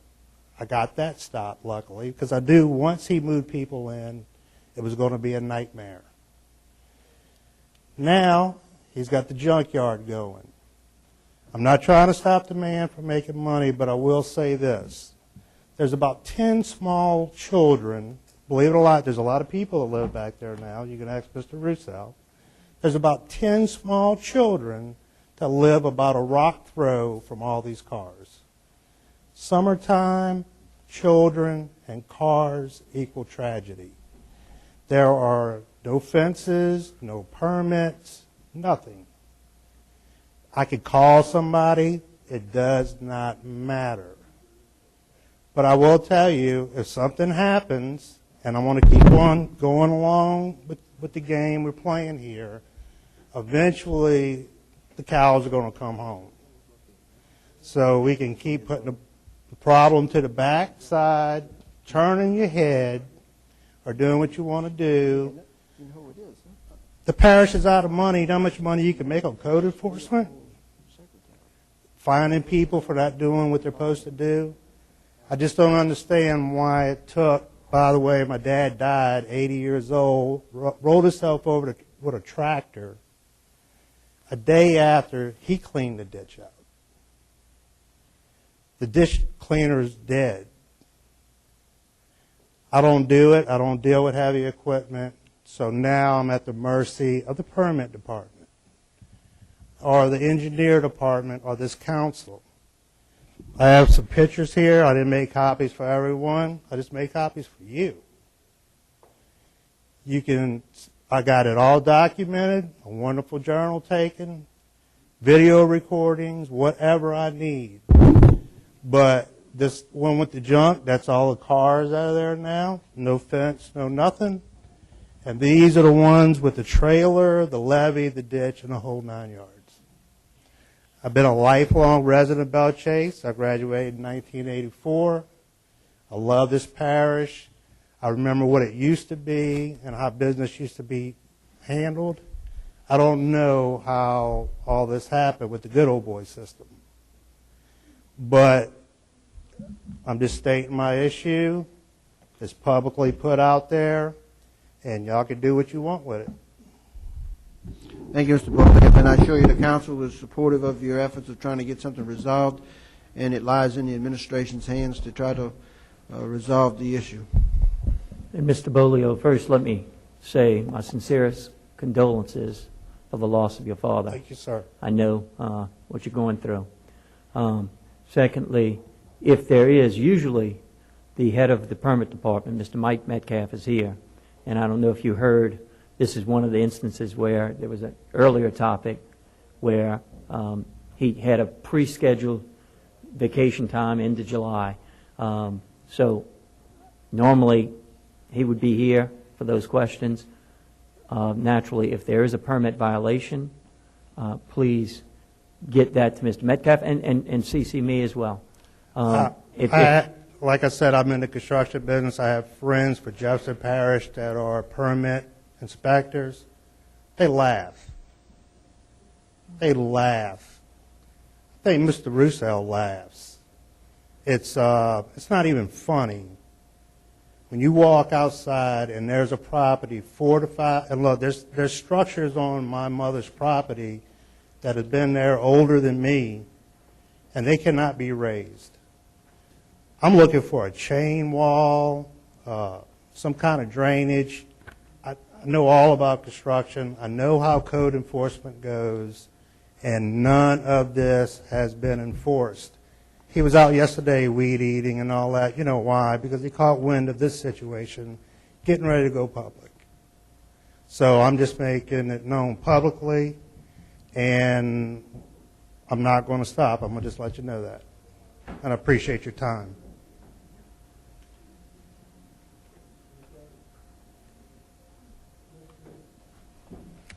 H, discussion on flood elevation for parish. Councilmember Bartholomew. I'm going to withdraw that H and also K, just as already discussed.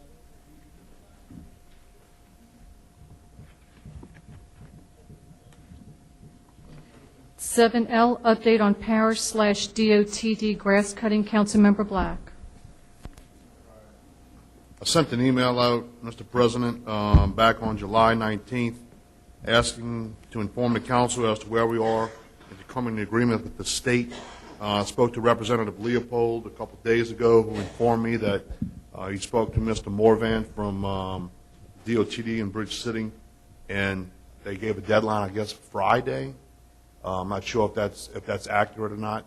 So I haven't received any response to the email since the 19th, so I'm just asking to see what's the status of that. I mean, obviously, this was a hot topic 2 weeks ago. Yeah, as stated previously, Councilmember Black, the state, as of July 1, next time there's a auto accident and your local attorney firm decides to sue the parish, we will have no liability because we didn't sign the contract with the state. They offered us about 50 cents on the dollar, and as stated before, and I think we're going to address this in next week at the mid-year budget review. I'm not going to overextend our limited labor pool. The state compensates, I think in their formula, and I had spoken to Mr. Morvan, I asked him, how could you arrive at such a low-level number as $180,000 for the entire year?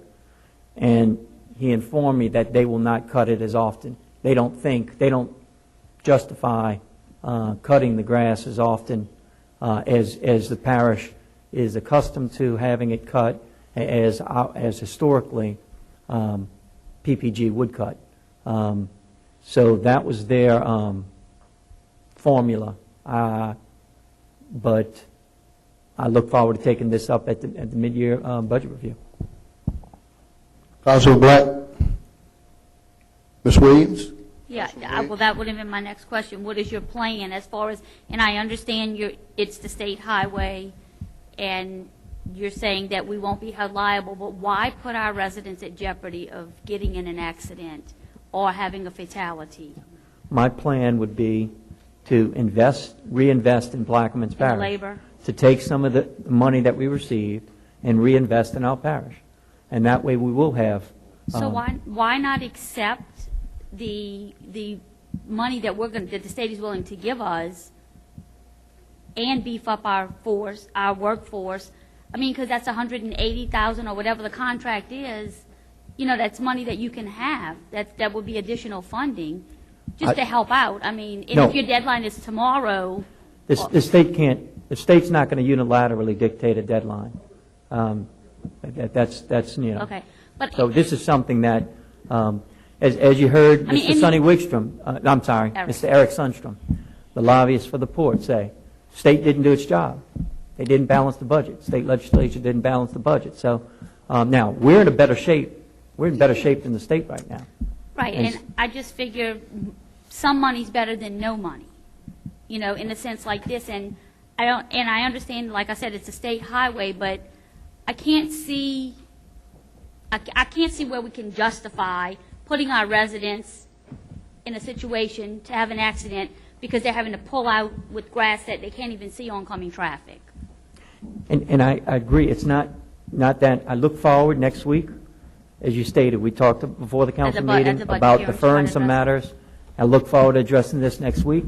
And like I said, it's a problem that I think we can solve.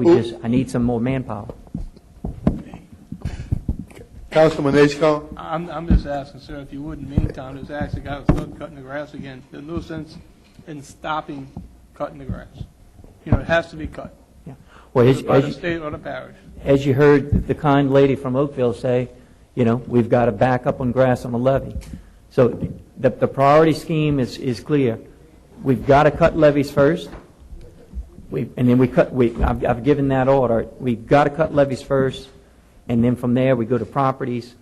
And like I said, I'd love to expand the scope of what we're doing, and I look forward to having that discussion next week. So it's my understanding that you're not going to renew the contract with DOTD? Not without the manpower to do the job.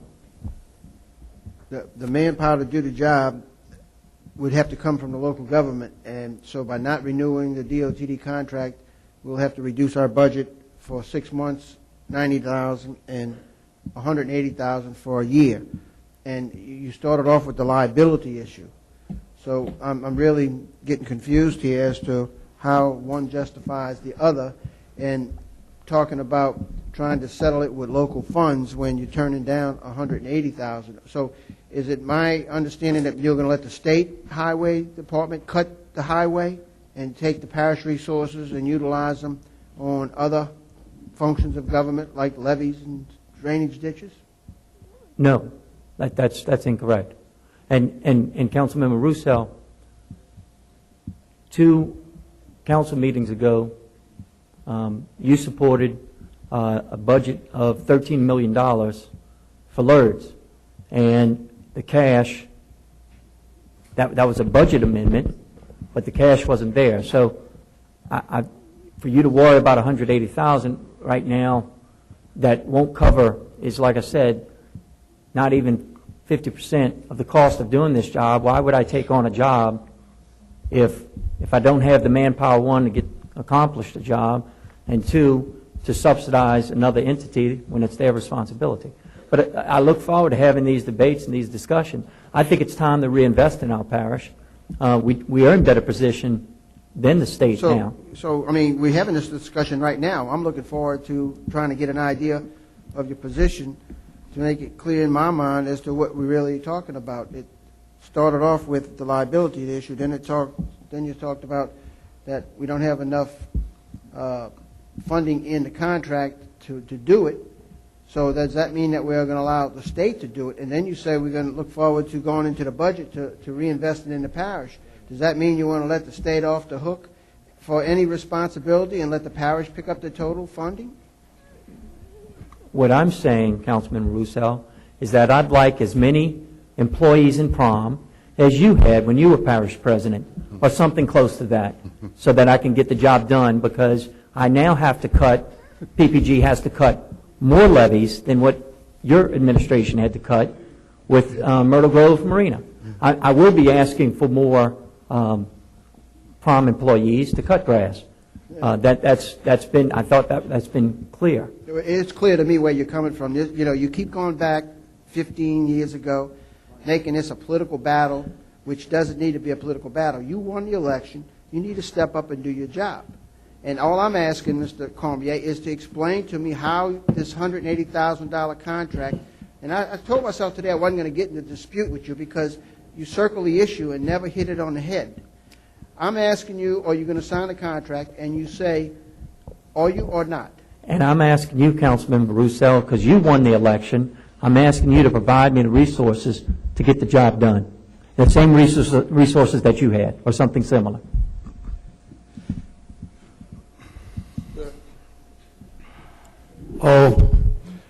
Mr. Black, you know, this is something you and I agree on. Look, we live in Belshade, and I know we got a CEA with the sheriff department. Man, when you ride down Belshade Highway or coming into Belshade, it just don't look good anymore. I hope you guys can get this thing straight. 'Cause look, I'm gonna be real. I'm used to coming through Belshade. Well, Belshade really looks good. driving a little south of I'm in Belshade. I gotta say it.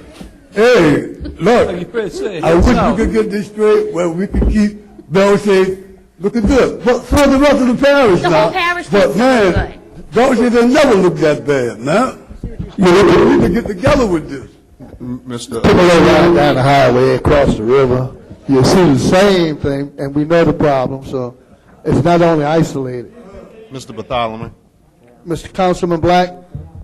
Yeah, just to elaborate a little bit further, to hopefully maybe get my question addressed. Like I told you before, Mr. President, I would like to sit down with you. I've spoken to Representative Leopold and Mr. Morvant.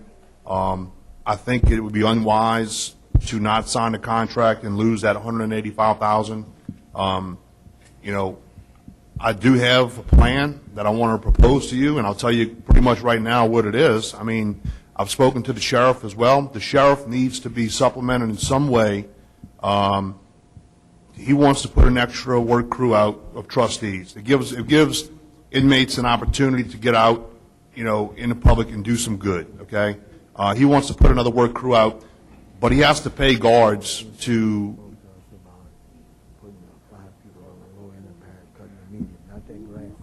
I was just waiting. He has to pay, you know, he has to pay those guards to supervise the inmates, obviously, because it is a public safety issue. So, you know, I would suggest that we go ahead and sign a contract for the $185,000, do a CEA with the sheriff, maybe, you know, have some type of accommodations in lieu of payment, you know, for him to be able to provide funding, salaries, et cetera, for the guards who supervise the inmates, the trustees who are doing the grass cutting. You know, if he can get 3 work crews out there and focus on certain areas that they don't need, you know, 15-foot bush hogs or whatever else, they can just use zero turns and weed eaters. That's primarily in the Bella Chase area because those medians aren't high. It's a low travel zone. Possibly in the Port Sulphur area, some of the areas where it's not 65, 70 miles an hour. And then utilize the prom employees in other areas of the parish that they can operate the heavier equipment, the dual axles and the big machinery. I have no problem after we get better funding sources, you know, long-term funding sources, putting some extra people in prom to cut the levies and focus just on the levies. But I think we need to take that $185,000 and use that wisely instead of just letting it go. Because look, the state's going to come in and going to cut it quarterly, and it's going to look terrible, honestly. Right. You know, so if we just take the $185,000, reinvest that $185,000 into maybe contracts, or prorate each district and say, hey, each district should get X amount of money, and then we employ local landscapers or grass cutters or adopt a highway program, something like that, where we could. But we can't just throw away that $185,000 and let the state do it because it's going to look terrible. So I think we should take the $185,000 and then come up with a plan, utilizing the sheriff's office and their personnel, utilizing prom. And like I said before, I'm in favor of using some of the BB funds. I'm not in favor. Obviously, I've told you this before. And I'll be straight up. You know, not using those funds for recurring costs like manpower, but I am in favor of it if we do like a one-time contract, an annual contract for grass cutting services, like St. Bernard has and Orleans has, and some other parishes have. That way, you know, let's see what happens for a year. Get it all cut, get the maintenance done, the ditches cut, all the right-of-ways cut, and then maybe in a year when all goes back up, hopefully to a rate that we can hire more people, then prom can come back in or drainage can come back in. And then it'd be easier for them to maintain. So that would be my plan. I hope we can get together. I hope you can get with Mr. Morvant before they say, you know what, we're done with Plaquemines, because I don't want it to come to that. I was just told it's tomorrow is the deadline, and then they're going to say, you know what, we're done with Plaquemines, and we're going to just cut it ourselves. And I'm telling you, we're not going to be impressed at all with the product. And Councilmember Black, at the last council meeting, we had discussed, and we did talk during the week, but unfortunately we talked about other matters, but I thought you had a proposed solution, which was to hire a private contractor like the Nunges administration did. And in defense of the Rousseau administration, I didn't mention that last time at the last council meeting, but the Nunges administration had private contractors cutting as well. So that was part of the reason why there were fewer men hired in prom. Wasn't much of a difference, but then compared to the 2004. So I welcome the conversation. This is what's called a conditional obligation, and it's do you accept the $180,000 for when one, you know, I know we short the manpower without having a solution, and like I said, either I think the way we've always done it in this parish was you hire the people. But if the council wants to go more toward outsourcing, that's fine as well. So, but one way or the other, we have to have the manpower to, one, be able to do the work, and two, before you want to take on a liability, because once you accept $180,000, you're on the hook, one, to subsidize the state, but two, in the bigger picture, is the liability goes way up. And the third point is that I spoke to Mr. Lauren, Captain Lauren Boudreaux, and his concern, and the sheriff's office has been very helpful, and as you know, they're helping us out in the Belchas area. Captain Boudreaux's concern was that he didn't want to put trustees on tractors. He didn't mind weed whackers, lawnmowers. Right, that's what I said. Yeah. For liability. Right. Yeah, that's what I said. I said, I said, have them operate in areas like Belchase or Port Sulphur where you don't have to, where you got a 40-mile-an-hour zone, you know, so they can use the lawnmowers and weed eaters or whatever, and then utilize the parish prom employees for the bigger equipment where they operate in, you know, in Point LaHash or in Buras, in that area where, you know, 70 miles an hour and grass is pretty high. But my thing is look, I say accept the 185, and here's my plan. I'm giving you a plan, and like Mr. Russo and Ms. Williams said, is you're saying, no, don't accept it, but there's no plan. So I'm just asking, let's either get together and say we agree on a plan or come up with a plan, but, you know, let's not just say we're not going to do it for liability issues, because I don't care about the liability issue. I don't want to see anybody get killed. I don't want to say, well, if they get killed, they get killed. Well, we don't have the liability. That's not acceptable to me. And you're right, Councilman Black, but the plan is twofold. Either one, get the numbers, rehire some of the people in prom, or two, outsource it to a private contractor. And I'm willing to discuss on that one way or the other. But one of those two things have to be achieved so that we are physically capable of performing the service on behalf of the state. That's why I won't sign the contract. And actually, Councilman Burt, he's the first one who brought this up to me back in, I think, February. He came to me and said that we need a better contract with DOTD. They're not giving us enough. We're subsidizing the state.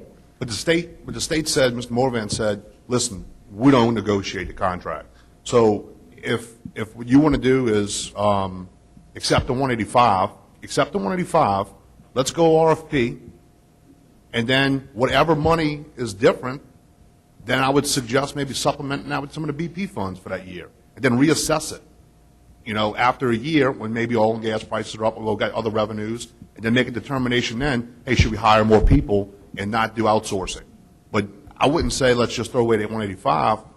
Let's sign a 185, do RFP, if we want to go with the contracting route, you know, because we're going to lose the 185. You know, I mean, look, if you suggest take the 185 and let's go hire, you know, 10 tractor drivers, you know, maybe that's another option. I don't know, but we just got to move. I don't think we should throw the money away. Let's have this conversation. Yeah, right. I can give you more information about the state's willingness to negotiate on. It would be in our parish's best interest that we have this discussion off camera, because. But I look forward to doing it, and like I said, I look forward to speaking about this next week. Ms. Williams? I just want to let Mr. Black know, prior to Hurricane Katrina, the trustees cut the medians down Highway 23 all the way south, and the speed limit was the same as it is now. But there was zero turns. They used the zero turns in the weed eaters. Right. You know, so it's just. Yeah, I think we need to utilize the sheriff, you know, in PPSO, and allowing the trustees to get out there and, you know, to do a good service for the community. Yeah, and that's not coming from the sheriff. That's just coming from me, just an observation saying, is it safe for them to be working in a 70-mile-an-hour zone? You know, does he want that liability? I don't know. So, Mr. Councilman Ashcombe, then Councilman Juneau. Adding to what Ms. Williams said, like Mr. Bowe said, I just hope the concentration is not on the northern end as far as Belchase with the zero turns. But with that said, remember back when Mr. Nunges's administration, when I call them the little orange bees were buzzing around on the zero turns, which was Ramelli. They cut from West Ravenna Road south all the way down to Venice on all zero turns and weed whackers. So if the sheriff, you can get the sheriff to do that, that would help out. You know, they might have to come through with the tractor and knock it down since the state, you know, cut it. Yeah, I mean, once it's knocked down, you can maintain it with zero Right. turns and weed whackers. And maybe the parish can do it, sheriff's office can do it, contractor can do it. I don't know, I'm just making a suggestion. I'm not saying, hey, look, this is a. I Yeah, don't want to right. sound belligerent, but please Right. don't concentrate just strictly on the north, please. Because if Mr. Henry comes down in his convertible, he's going to have his top open with his hand up, or you can see him going down the road. All right, in the meantime- Councilman Juneau. In the meantime, if it's tomorrow, that's the time up to sign it. Can you call up Mr. Morvant and ask him to give you an extension so we can work this out? I'll be more than glad to call Mr. Morvan again. This is the first I'm hearing of a deadline, and it sounds more like a bit of a negotiation tactic, but I know of no regulation. And like I said, for purposes of negotiation, I'll be more than glad, as soon as we're off camera, to give you more on that topic. Ms. Salvant? My only comment would be to this, that I think that a conversation should be had on this, but I just want to see it done fair. And that's my comment. Okay, my stand on this is that I don't think we need to prioritize anything out, sub it out. We got too many people in parish, just lay it off. And first time you do this piecemeal stuff, what's going to happen next year? Then you're back to square one again, because it doesn't take no month for grass to grow. Then you're going to be out of resource. Then you're going to be people complaining about the same thing. We need to appropriate some money to hire some people that if it's needed. Bottom line, if we're going to do the state from from Bellchase to West Point Lahash Ferry, they had 12 tractors. You only have 8. From Point Lahash to Venice, you had 12 tractors daily, and you only have 8. From Point Lahash, from Braithwaite, Carnarvon, Braithwaite, all the way to Bohemia, you had 12 tractors. You have 4. I'm sorry, you have 3. 3 tractors right now, cutting this side.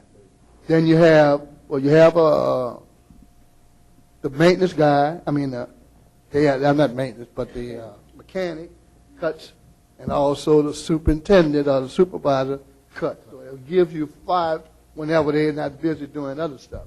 But constantly, you have 3 tractors. So the problem exists of us putting the number of people in position so that we can cut the grass. That's all it takes. No matter how you look at it, if we resource it out, that's a one-time deal. Then how much that's going to cost? Was that more than hiring people since we have the equipment? Or is it less? So you have to compare all of that in the resource and see if it's economically feasible. We are already in a deficit because our oil prices did not come to consistency, but we budgeted. Then we're going to get the BP money. If we want to put it in a special fund, might not be able to get that. So we're going to have problems. So I think the council itself going to have to make up its mind, are we going to go back and provide services to the people and do it in global sense with meaning, not partiality of it, but with meaning. And all of us get together at the table and discuss that. How far are we wanting to go to provide the service that is needed? And but 4 areas we're looking at right now. 4 areas. Prom, heavy equipment, pump station, the drainage, recreation. All these things are having issues, serious issues. Whether we know it or not, I'm telling you, we have serious issues in those areas. And it has to do with personnel, not enough personnel. Like the lady quoted about the pump station not being on. The stuff is there, but we just don't have no one to run it. The service, the grab, the ditching. We got machines galore. We got nobody to operate them. So, well, this is my opinion. I'm not telling nobody what to do, what to vote on. That's just my opinion and observation. Any other comments from the table? Hearing none. Do I hear a motion to adjourn? I'm sorry, hold up. Excuse me. Mr. Barbee?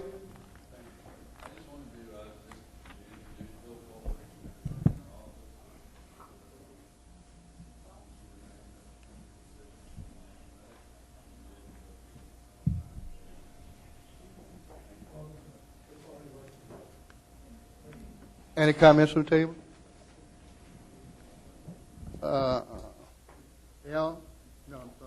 Approval of the minutes from July 13, 2017 meeting. Motion by Councilman Nacombe, second by Ms. Williams. Machine is open.